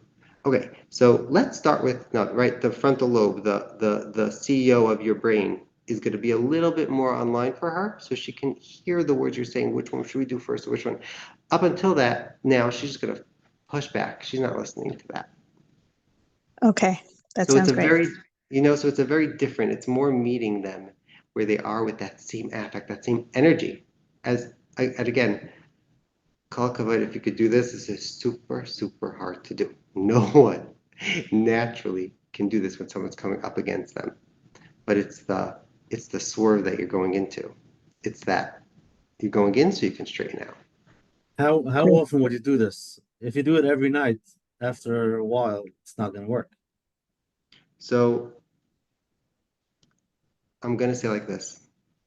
The same way every human being is wired for connection, if this is done in a genuine way, not as a technique, if it feels like a technique, it is. If it feels manipulative, it is. This has to be genuine. You are meeting your child in their world. You are giving your child the feeling of security, safety, attachment, all the S's, everything that everyone talks about. If that's true, your child's never going to get sick of it or used to it if it's genuine, because it's connection. If it feels to you that it's not going, there's most probably a piece that you're just doing it to get to the end. Everyone talks about giving your child choices. You want them to get dressed, so throw out a choice. A lot of kids it works with. But many kids, especially as they get older, they realize that you have a goal in mind. You're giving me the choice, so I should get dressed. I don't want to get dressed. So you're giving me control, but I get what you're doing. That's why I like to try and tell parents to use every opportunity to give a choice without any, like, almost dumb choice, without any goal. Because then you're achieving something with your child where they feel chashuv and relevant and all that stuff. But for this discussion, I think it's much more, if it has to be genuine. The same way someone's wired for connection, and everyone says you're wired for connection. What does that mean? What does connection mean? What does it mean? What does it even mean? Everyone says love them, this, that, all the beautiful words. How do you do it? It's by making them feel like you feel them. And that never gets old. Menachem, should we do a role play? You ready? Let's go. So should I be the baby? Because I'm very good at that. You need a story first. I do it with Menachem and you coach it, or should we do it with you? No, he's the parent. I'll be the parent. This is what I'll tell you. I think what we should do is we make up an age of a child. I'll respond to the typical way parents respond. Not bad. Again, this is not bad. This is not definitive. Do like a 10-year-old. Let's do a 10-year-old. Okay, let's do a 10-year-old. Let's do a 7-year-old. What? I'll do a 7-year-old. 7-year-old. I'm going to respond first in a way that is the typical response. And then we're going to start over. And then I'm going to respond in the way that I'm saying. Again, l'chatchila. And I want you, Ashi, to tell me how you feel with each response. How you notice how you're feeling. Feeling overwhelmed already. So start getting worked up about something. Okay. So As a the 7-year-old. is that the kid is very energetic and he has a lot of energy. And it's time to go to bed and he has to get ready for bed. But he wants to use your tablet or device to do something on it, to watch or to play a game. And he's coming, he's like this. I'll be the kid like, okay, Tati, can I use your phone for a few minutes? And I'm the parents. Tati, can I use the phone please for a few minutes? I just want to watch something. So yeah, how long did you watch already? I didn't watch it all today. I had a very good day. I'm behaving. Yeah, I know, but look at the time. What time is it? I don't know. Okay, so I'm going to tell you it's 8:30. Okay. And it's already 25 minutes after your bedtime. You have Just to go 5 lay minutes. down. Tati, just 5 minutes. 5 minutes. Okay, I told you already, I'm not giving in, because if I give in, you're going to ask for 10. This happened last night. You told me that I could have a chance. You told me if I behave, I can have a turn. When? I don't know. Why not now? When did I say you could have a turn? Never said that. You told me. When? You told me. Okay, so it's my word against your word, and I'm the father. Okay, let's stop right there. Let's stop right there. How do you feel as a child, really wanting to go on the device? I'll punch you. You're a liar. Yeah. That's a liar. Mm-hmm. Right? So again, was this response bad? No. There's no right? Now let's go to another. Let's do it a little bit differently. Can I use your phone for 2 minutes? You really want that phone? Oh yeah. What do you want to play on it? I want to play Candy Crush and Township, and maybe watch a movie, Fireman Sam. Fireman Sam? Yeah. Whoa, is it like a new one or is it like which you want to see it? Oh my gosh, yeah, of course. 5 minutes. Tati, just 5 minutes. Just 5 minutes is like such a short time. I behaved very nicely today. I didn't get thrown out of class the whole day. You really did. That's amazing. So what happened in class? Was it just because it was easy or you really, really tried? Yeah. That's the answer I get. Yeah. You really tried? Yeah. So tell me again, what do you want? Give me the phone. What did you say? Give me the phone. So I want to know exactly what you want to do on it. I want to watch Fireman Sam. Okay. And I want to play Candy Crush for 5 minutes. Just 5 minutes, I know. Just 5 minutes. It sounds like just 5 minutes. But here's the thing. It's past bedtime. So we're going to have to go into bed. Just 5 minutes. I can't fall asleep without it. I can't fall asleep without it. It's so hard. You go into bed. Relaxed.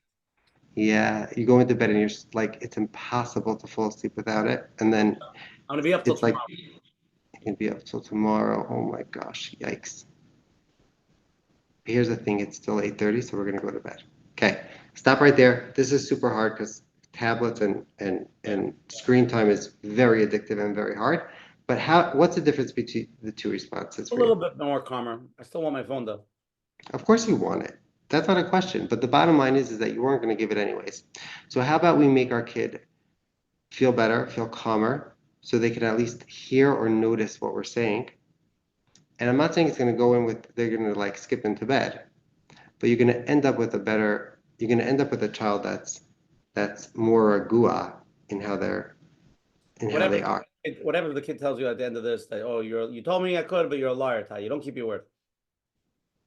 So to that, they could be right.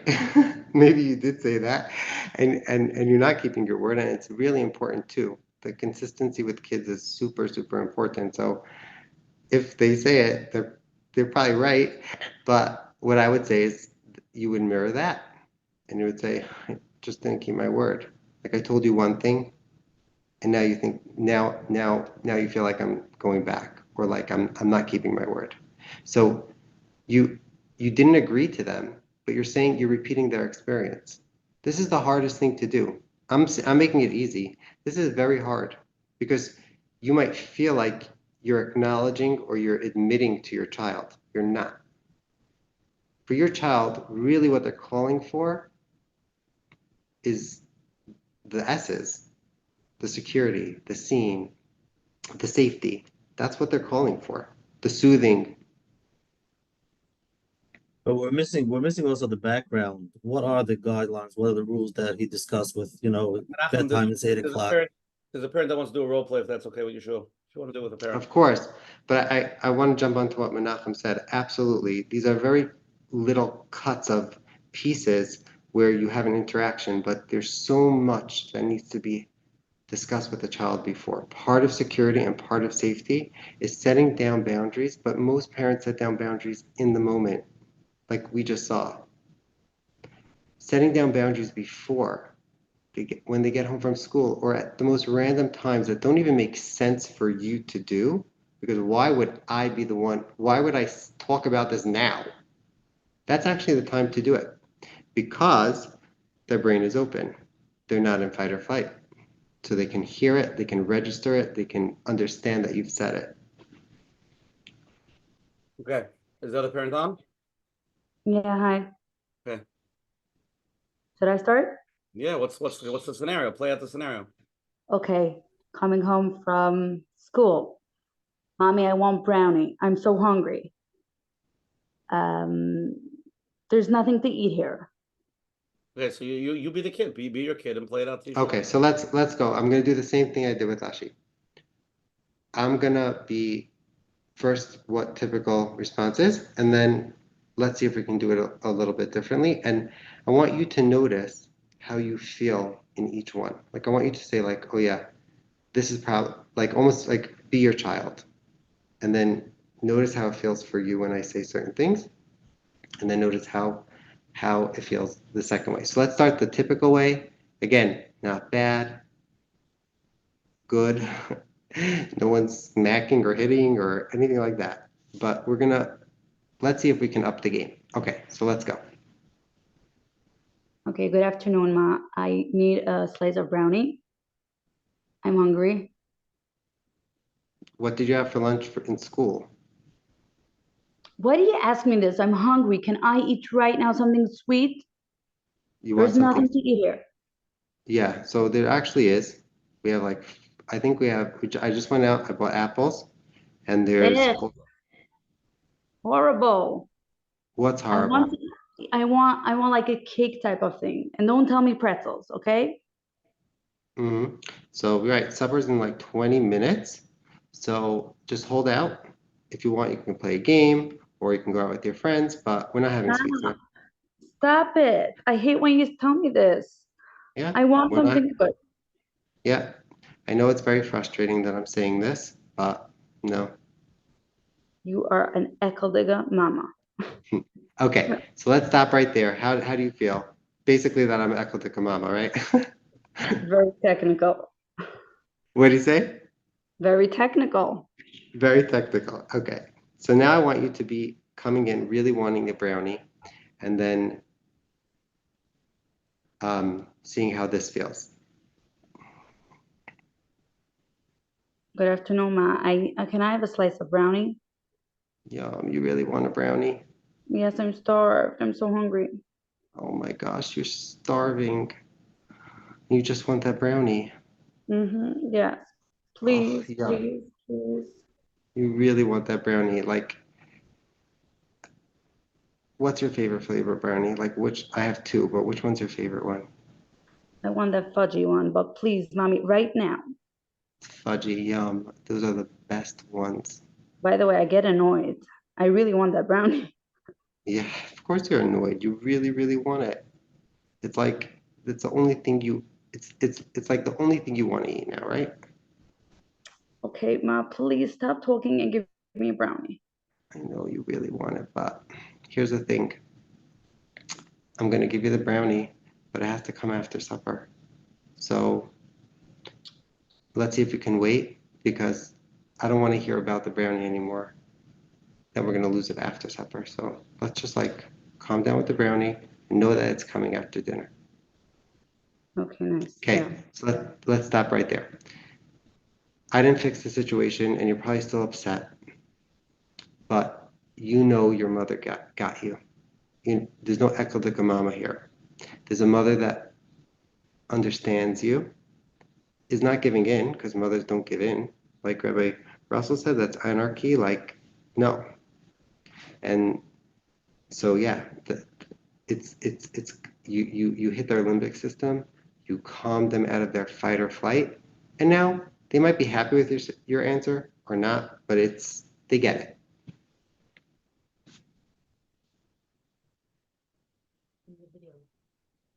Okay.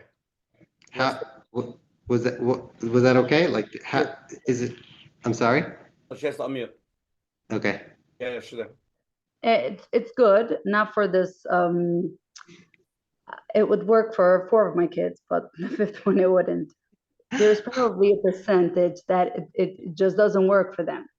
Yeah, They're for more sure, for sure. impulsive.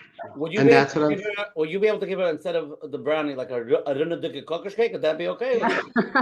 Kind of. No, these impulsive kids, I don't see it should work, these all fancy attunements. Okay. Let me ask you a question. Is there a Sure. possibility that the mirroring is a good concept and is a good thing? But to certain kids, at the end of the day, it's going to help take down their stress level. It's not going to solve the problem. The kid's still going to Of want to course. because he's out of Of, control, and he of course. has a cookish cake problem. You know what I mean? Yeah, so of course. And that's what I'm saying. I don't want to be definitive here. I don't want to say this works 100%. All I'm saying is that you don't lose from this. You will always gain from giving your child a sense of connection. And I'm going to say, for kids that fight this a lot and won't respond to it, there's probably something a little bit deeper that's going on for them. But yeah, that's what. I get you. Thank you very much. My pleasure. Okay. Let's go to a question over here. Okay. Sure. I find myself at the grocery store. My 3-year-old constantly has huge tantrums in the middle of the aisle. I feel embarrassed and I just want to get out of there as quickly as possible. How can I handle these situations better by connecting with my child instead of just trying to stop the behavior immediately, which is not working? Okay. This happens whenever, especially when those nice grocery stores put all the delicious candy like right by the checkout for some reason. Yeah, Must be a mistake, right? must be. So, wow, loaded question. I want to just point out certain pieces to this question. I think you said that she said that she wants to just run out, right? Is that what she said? She wants to just run out of the grocery store. She's in flight. The bottom line when this happens to parents is like the kid starts panicking and they very embarrassing when the 3-year-old starts screaming and yelling. There's a whole Of pack. course. So Of course it's embarrassing. a lot of parents do, they'll just give the candy because that's you're basically being forced, you have no choice. And then the parents that are trying to be a parent and they know they can't give them the candy, they're gonna like basically pull the kid out and just try to get out of there as quick as possible. But Like this lady saying that she just wants to run out. So she herself is in flight. So this goes back to the reason why we don't see it as much as it happens, because most parents I think just buy them the candy. Of course. Like I know when I take my kids into the store personally, I know if I'm bringing them into the grocery store, like they could choose one thing. Otherwise, I can't even take them. And that's amazing, and that's fine, and that's good. But if it's happening, the tantrum's happening, that's what I would say. Again, hardest thing to do. You're in a public place. But what I would say to do is to try is to the kid tantrum. I want the lolly. I want this. Whatever. Look at this. You never get me anything. Blah blah blah blah blah blah. Hardest thing to do, but mirror that. You just want this candy. Look at this candy. This candy looks so good. It has red on it, and there's like goo inside, and it has even like a clicker. Oh, yum! You just really, really want that candy. Yum, yum, yum. Look at it. Right? They might be like, yeah, I want it, and they might continue it, but I'm gonna say if it's done in a connected way and in a clear way, you're gonna hit your kid with dopamine and serotonin that they need right now to calm their limbic system because they feel seen and they feel understood. And then you say, but we're not getting it now. I want it. I know you really want it. Look at this. You have so many delicious stuff. It's yummy and you probably want every single one of these things, right? Right? Like you're literally going into their experience. I'm not saying they're going to walk out happy, but what you've taught your child is something so valuable. And that is that you can have very strong feelings and get out of it. Very strong feelings and get out of it. You may have a harder time in the grocery store, but let's look at the whole child. You're literally helping him create pathways like Rabbi Russell was talking about, neural pathways of being able to say, I can go from my limbic system to my thinking brain. Limbic system to my thinking brain. That's what you're able to go back and forth with. And that is a huge skill. And that's what you want our kids to do. So we can focus on the grocery store and the behavior in the grocery store. But if we're really looking at the whole child, not only will you help the behavior, but you're helping his brain come in contact with something very difficult and then calming down, even if it's not 100% calming down, that he got the candy. And that's our goal as parents. Like I was thinking of something, this is the line that I was thinking of. We can be very successful at curbing a behavior, very successful at it, pulling them out of the store, pushing it down, squashing a certain behavior. We're successful at that, but we can fail at really raising a whole child. So if we're going to be focused on a specific behavior that a child has and say, how do I get rid of this? How do I get rid of this? And the way you're getting rid of it is a top-down, like squash. It might work for the behavior and you were successful, but you failed your whole child. So I think giving specific examples is so good to how to work it through, but just know in the background of all this, you're doing so much more when you do this. And that should give you the strength and the chizuk to do it. Do they hear you when they're throwing a tantrum? So it's not about hearing, it's more about meeting them. So when you meet them, they won't hear you if you're like this. You really want the candy. I know, it's so upsetting. We go to the grocery all the time and you don't get the candy, right? You're not meeting their system. You're not meeting their limbic system. You're meeting this part. You're wording with them. Meet them. You want the candy? Look at this, right? Obviously not weird in a grocery store, but it's anyways weird because the kid's screaming. So you just want it so badly. Look at it, right? Your energy is matching their energy. That's what's going to hit their system. It's not about the words you say. The words you're saying is just to keep that flowing, really. It's not about the words and the emotions and the validation. It's about making them feel like they're felt, making them feel that. Well, wouldn't you put a kid in timeouts? Come back. We'll talk when you calm down. They're throwing a tantrum. There's no one to talk to. Go into your room and come out when you're ready. Okay, so people, again, not bad. I don't want to say wrong or not wrong, but this is how I look at it. if your child's in flight or freeze, or in the limbic system, they're upset, they might come out of it, but they came out of it alone. If we're all connected beings, think about what a timeout is doing. Really, the message your child's getting is that you're not worthy for connection now. So go, sit by yourself and figure it out, because you're not worthy of connection. That's really the message that your child gets. Now, again, message, he might not be able to verbalize it. Message that we're trying to give over, and the reason why what you're saying is true, but on the other hand, the reality is when a kid punches another kid, or a kid is doing something so outrageous and you don't want to smack him, so the only other option you have at that point is first to put him in a place where he could self-soothe himself. Then you could have the conversation with him, because he's so out of his mind, you can't do anything at that point. For sure. So if it's an extreme example like you're saying, 100% you got to stop the fight. Hello? We're not going to be like, of course, split them up. Maybe put him in the corner. Or you could do the mirroring and talk and say, okay. You go in the corner with him. Exactly. He doesn't know how to self-soothe. Problem is, you have 6 kids. I don't have enough corners. Ah.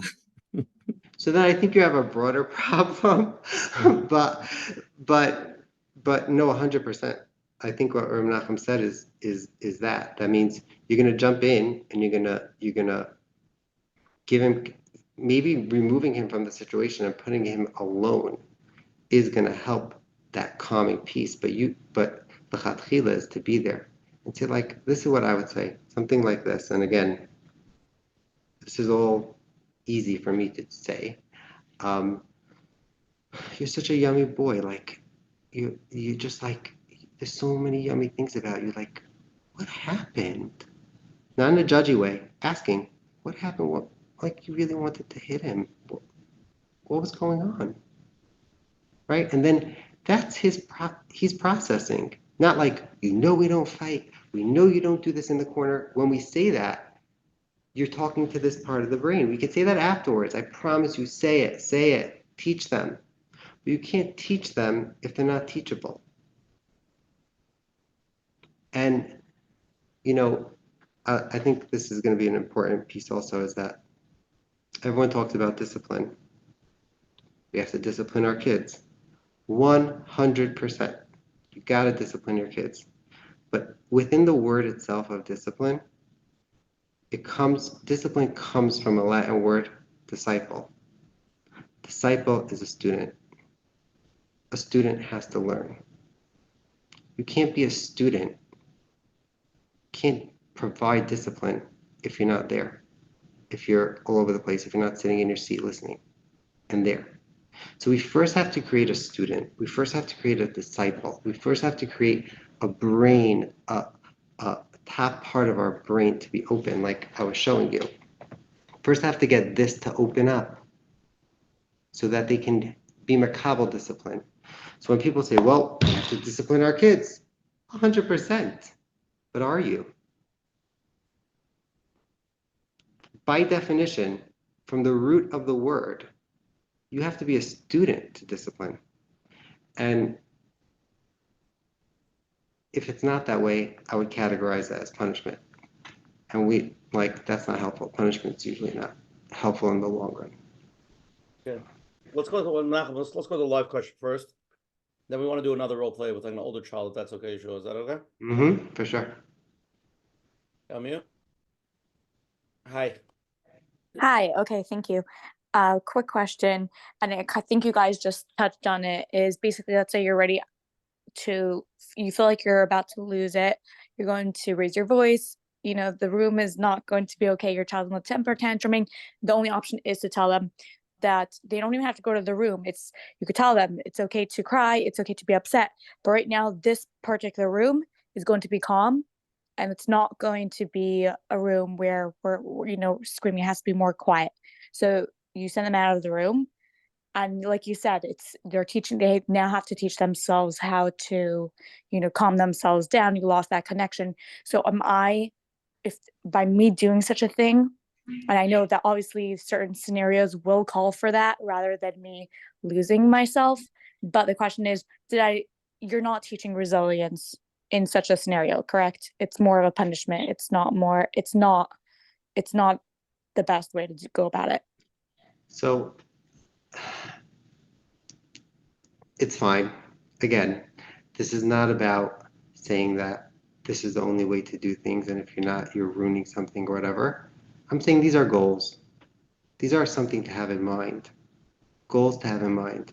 Understanding about your child, that when your child's tantruming in the room, his experience, if you would go into his system, is that he doesn't know the difference between the living room and dining room, and the fact that there's an upsharing going on, and the fact that you have planned this for 3 months, and the fact that all the different things that are going through your system, he is not connected to that. So it's super hard, but it's trying to jump into his system and saying, mirroring what's going on for him, maybe taking him out of the room, and like Menachem said, following him and spending 1 minute, and then you can leave, and then maybe he can be in the place for him to quote unquote self-soothe or figure it out. What we're really looking for is co-regulation. That's a term, but that's what this is doing, is that you're co-regulating together. He's feeding off of you. And so if you can provide that, even if it's for a short, limited amount of time, in the reset, timeout, whatever you want to call it, that's what I would say is like a great medium. But it's not bad, like this is not about like everyone has to change something. This is something to keep in mind and to experiment with and see if it works for your child. Okay. No, that makes sense. All right. Thank you. Yeah, and before I do the role play, I wanna like throw in a var. It's Sphira, and it's a time of the Talmidim of Rabbi Akiva, and V'ahavta l'reacha kamecha is a big theme. It's a theme throughout the Torah, right?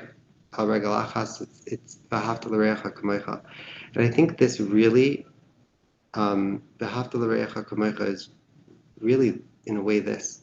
So not that V'ahavta l'reacha kamecha is this. It's more like this is helping out V'ahavta l'reacha kamecha. Because what does it mean when you say you should love your friend like you love yourself? What it's really doing is leaning into their experience. V'ahavta l'reacha kamecha. That means you have to put aside your agenda for just 1 minute and lean into what's going on for the other person. And it's huge, because not only does that open up the other person's system, it allows for a conversation to flow. It allows for the person to feel heard, to feel seen, secure, safe. So, yeah. Amazing. Menachem, let's do a role play of a bigger team. Okay, so let's talk about an 18-year-old boy. Mm-hmm. Comes home for a Shabbos, and he tells his father, Tati, I'm going out with my friends. I'll be out, Can I go out? I want to go out with my friends. And so he comes home late, or he stays out till 4 o'clock in the morning.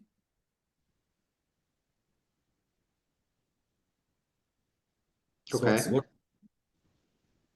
what should help us out? What's the story? So you want to be that person? You want to be that? The conversation is before he goes out. Now when he comes back, the conversation is okay. Can I go out? Yeah, Okay. can I go out? So Or I go out with my friends. Mm-hmm. Not I'm going out with my friends. I'm going out with my friends. okay, I'm not even asking you. I'm going.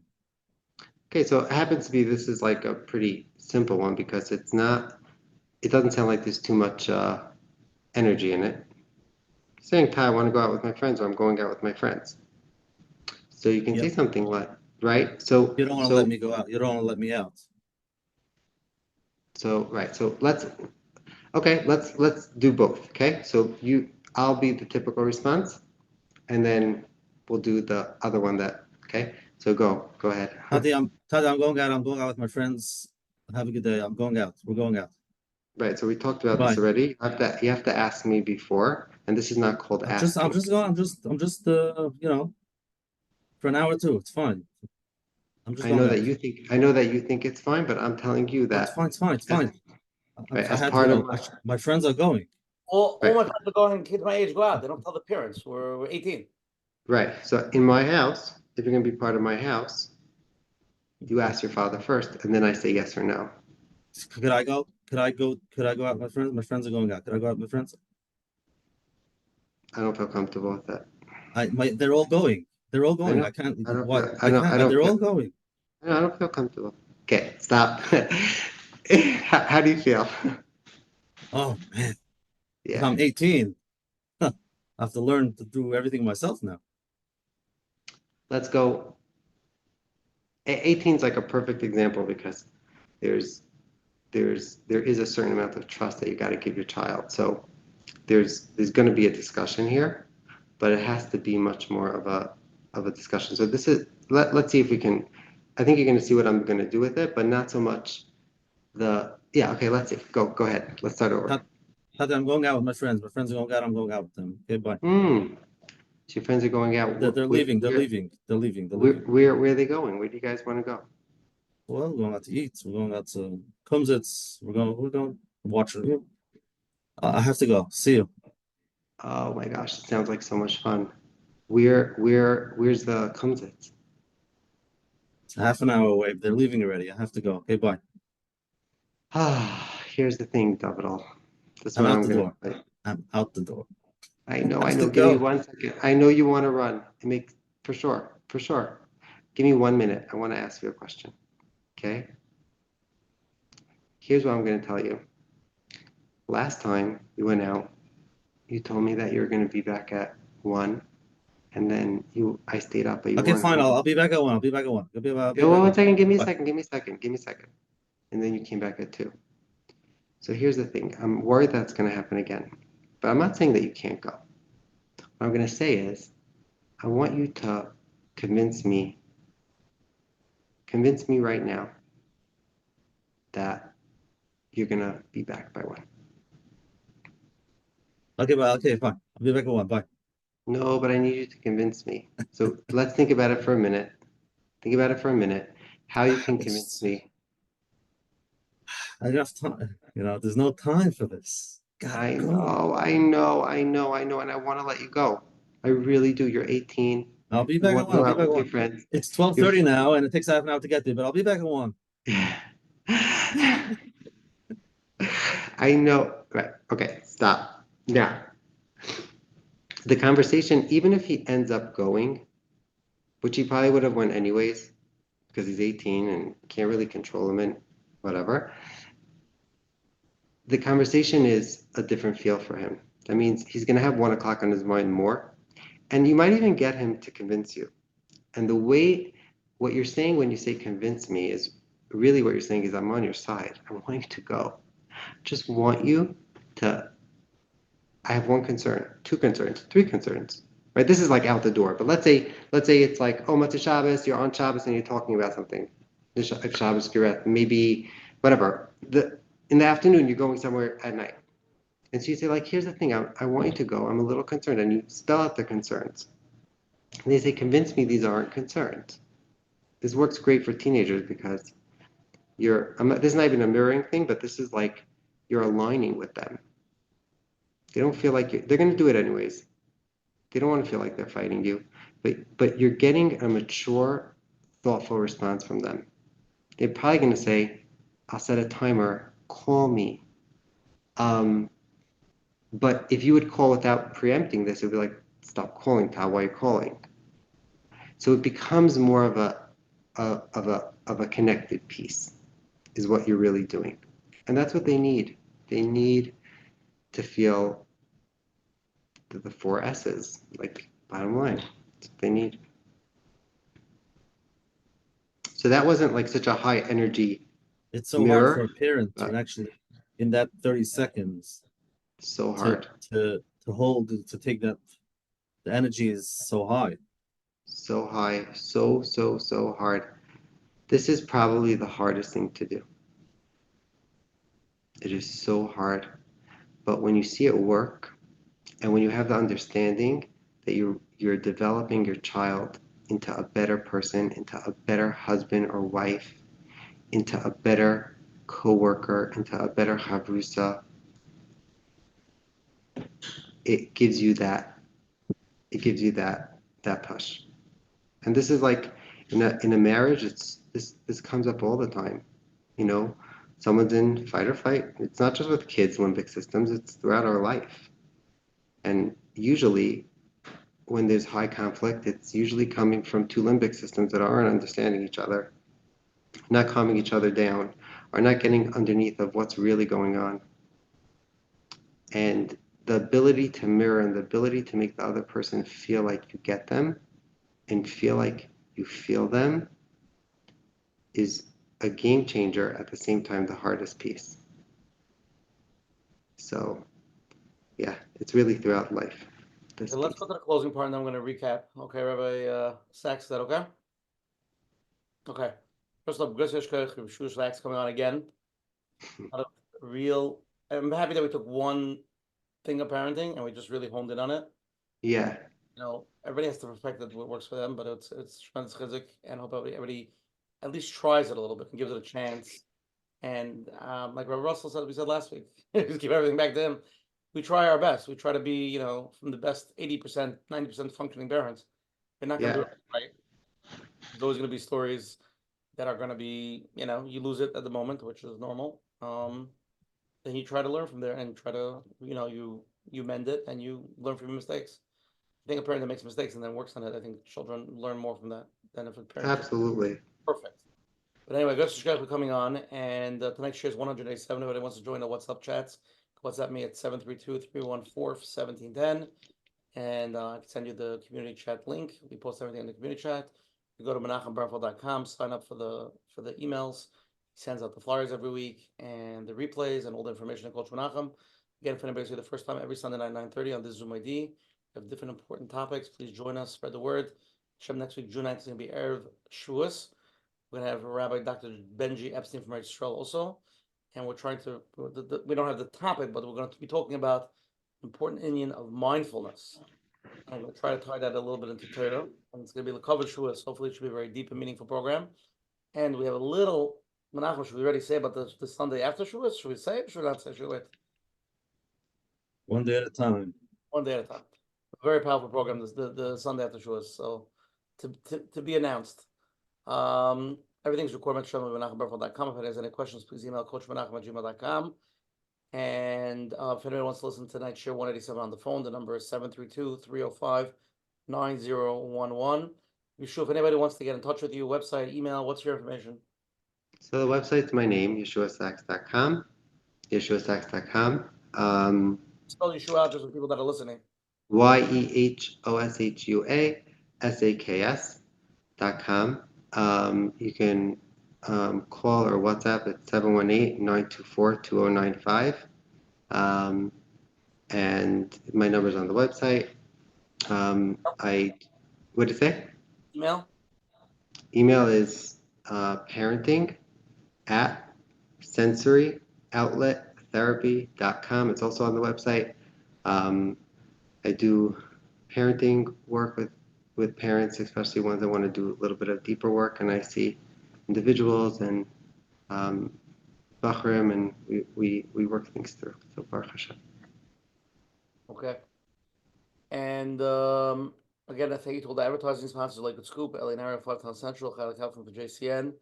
And I'll go closing Menachem and then Yehoshua. We'll give you a few minutes now. Whatever comes, the Varma Yitzman Alev. Wrap it up, but I'll give my closing. My closing, I think that what we did tonight, what we try to accomplish tonight, is we try to take one part of parenting, which is a very powerful tool, and we're trying to really focus on that because it's good to say that we want to be loving and caring parents and do everything right and seen, soothe. It's all these are all when we do these shiur, when we talk to therapists, they have the words and the words are very good and we understand it, but it's not really clear to actually how to implement it. So when we take at least one of the tools of parenting, which is mindfulness, which is mirroring, and we implement it even a little bit. So again, what we're trying to do is we're trying to let the kids vent his feelings. I'm just repeating it to make sure that I got it right. Then you could, I did this last week. And basically let the kid vent out his feelings, and he's screaming and he's yelling. Don't shut him down. After he's done, you use his tone of voice, and you're basically repeating, oh, so you're really saying that this and this and this is happening, and that's talking to his flight or flight mode. so he's able to calm that down. And then eventually, when you start seeing the front part of the brain working, that he's like a little bit calm, then you can get into the regular conversation. So using that, this is like the first tool before you do any tool. So That's right.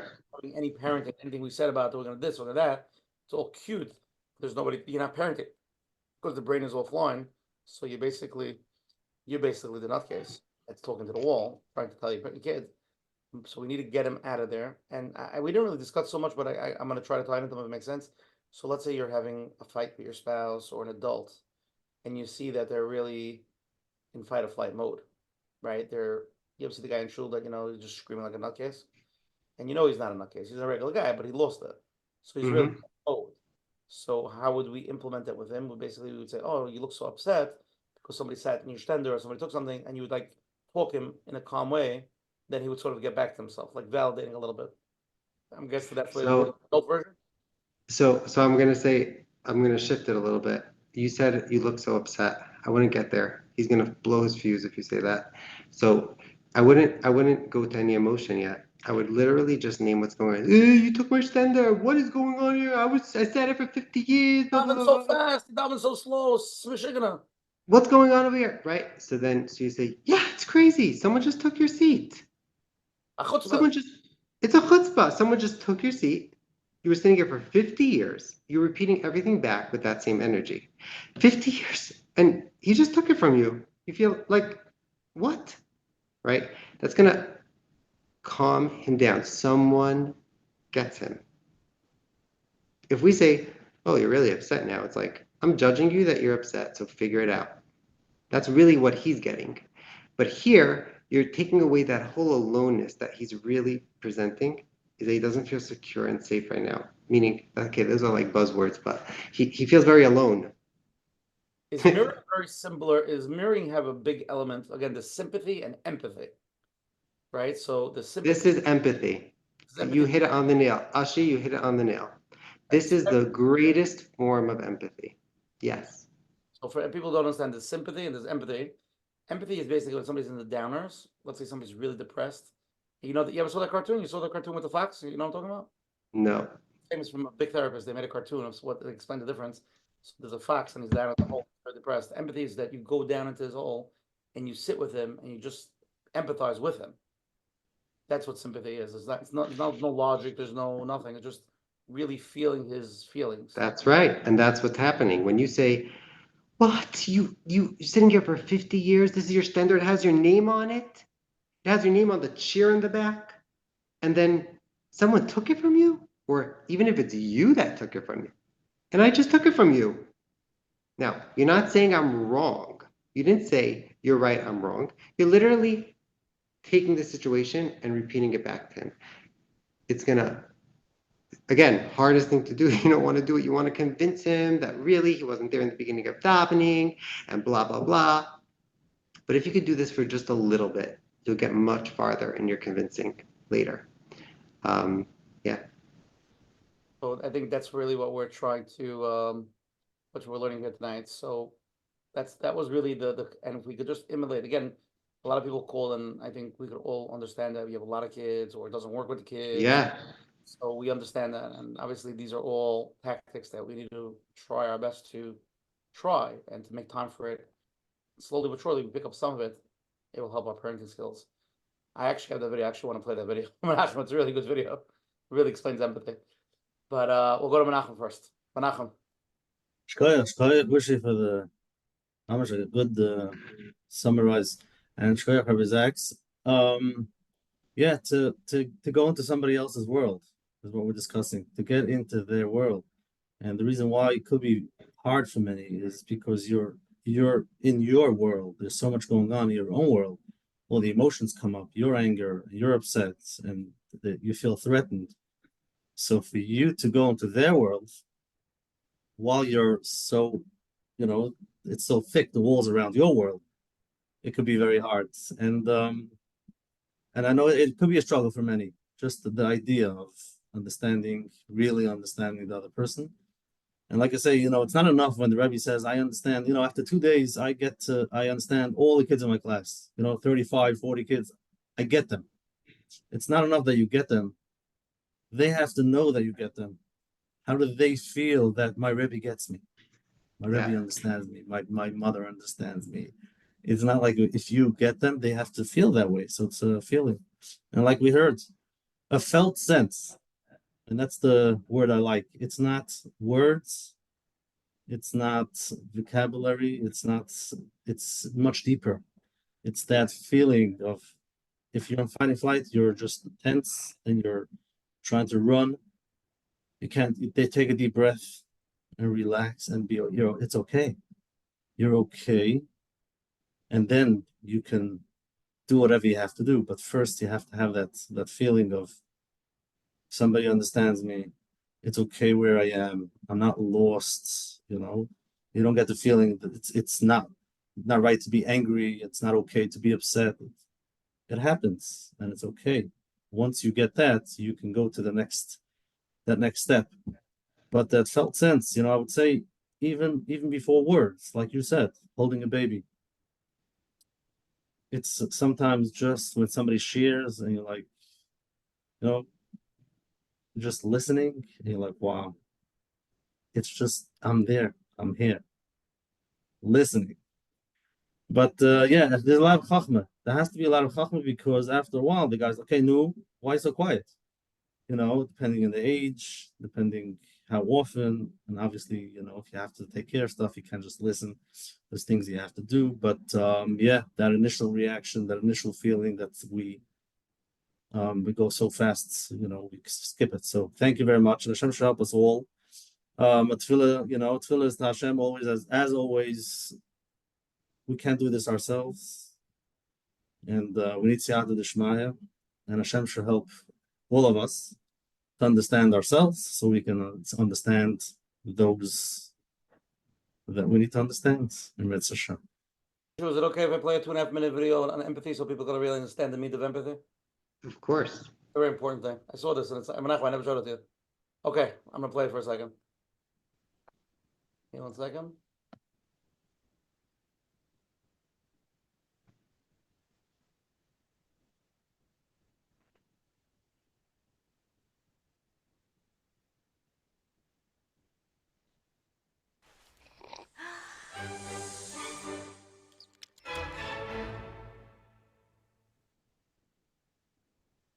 So what is empathy, and why is it very different than sympathy? Empathy fuels connection. Sympathy drives disconnection. Empathy, it's very interesting. Teresa Wiseman is a nursing scholar who studied professions, very diverse professions where empathy is relevant, and came up with 4 qualities of empathy. Perspective taking, the ability to take the perspective of another person or recognize their perspective as their truth. Staying out of judgment, not easy when you enjoy it as much as most of us do. Recognizing emotion in other people and then communicating that. Empathy is feeling with people. And to me, I always think of empathy as this kind of sacred space when someone's kind of in a deep hole and they shout out from the bottom and they say, I'm stuck, it's dark, I'm overwhelmed. And then we look and we say, hey, climb down. I know what it's like down here, and you're not alone. Sympathy is, ooh, it's bad, no, you want a sandwich? Empathy is a choice, and it's a vulnerable choice, because in order to connect with you, I have to connect with something in myself that knows that feeling. Rarely, if ever, does an empathic response begin with at least. Yeah. And we do it all the time. Because you know what? Someone just shared something with us that's incredibly painful, and we're trying to silver lining it. I don't think that's a verb, but I'm using it as one.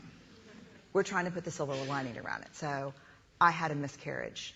Oh, at least you know you can get pregnant. I think my marriage is falling apart. At least you have a marriage.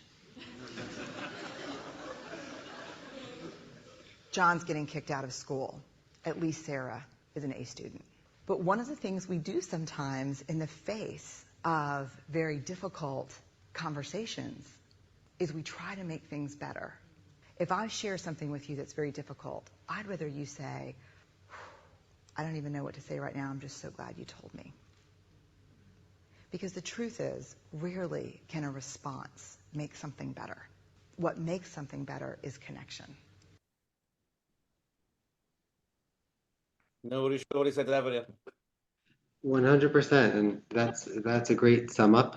I think that video was connecting to sadness, which I think is huge, and you have to be in tune to when a child's sad or when you notice something's up to empathize with that. I think for most parents, what they struggle, especially with younger kids and stuff like that, on a basic level, is heavy reactions, is strong emotions, and that's where connecting that to empathy can get like confusing. And that's what I'm saying. If you can be empathize with that, not just like someone, you know, got kicked out of school or like a downer, but even with strong energy against you is even much harder to empathize with. And that's why it's so hard, because parents feel like kids are coming at them, and they are, but they don't mean to. You sure you want to wrap it up? You're closing. The floor is yours. Okay, wrap it up. I think I want to just, I said this a bunch of times, but I think every parent that is listening to this or came on to listen to it, you're ready. Like, it shows that you want to listen to something. It shows that there's a attunement that you have, and that's huge. That's like already a huge piece of it. I don't want to say that this is the only thing to do, or this is a main, it's an ingredient to the cake. It's an ingredient to the recipe. There's so many other ingredients of just who we are and who our children are, and there's so much things that come into play. And some parents might be feeling like, well, I have adult children, or I didn't do this with my first two kids or whatever. It's never too late. The same way a husband and a wife can do this, you can do it to your older kids. Anyone. It's a relational piece. It's empathy. It's connection. When you're talking to somebody, there's connection. And so if you can foster that connection, that person will walk away feeling better. You'll feel more connected, and it will drive that relationship.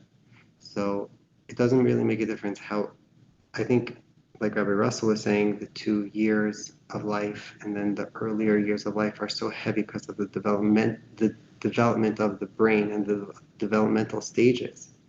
And that's why the empathy and connection is so important, to have that healthy development. But it's across the span of a lifetime. So I hope it was helpful, and I hope that everyone can take even one thing, one child, one time a week, to try and focus on this. Make it a task. Remind yourself one time to do this and see how it happens, and see if it helps, or if your child responds nicely to it. Notice your child's eyes light up when you do it. Notice his shoulders sink back. Notice that. Connect to that, so it can drive you to do it more. Okay, beautiful. Thank you, Yehoshua. Thank you, everybody, for joining tonight.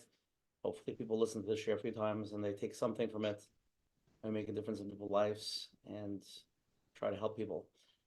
Can't show everybody next week. Erev Shua Sunday night at 9:30 with Rabbi Dr. Ben Jefferson from Israel. Have a wonderful night, everybody. Thank you for joining. Thank you. Thank you.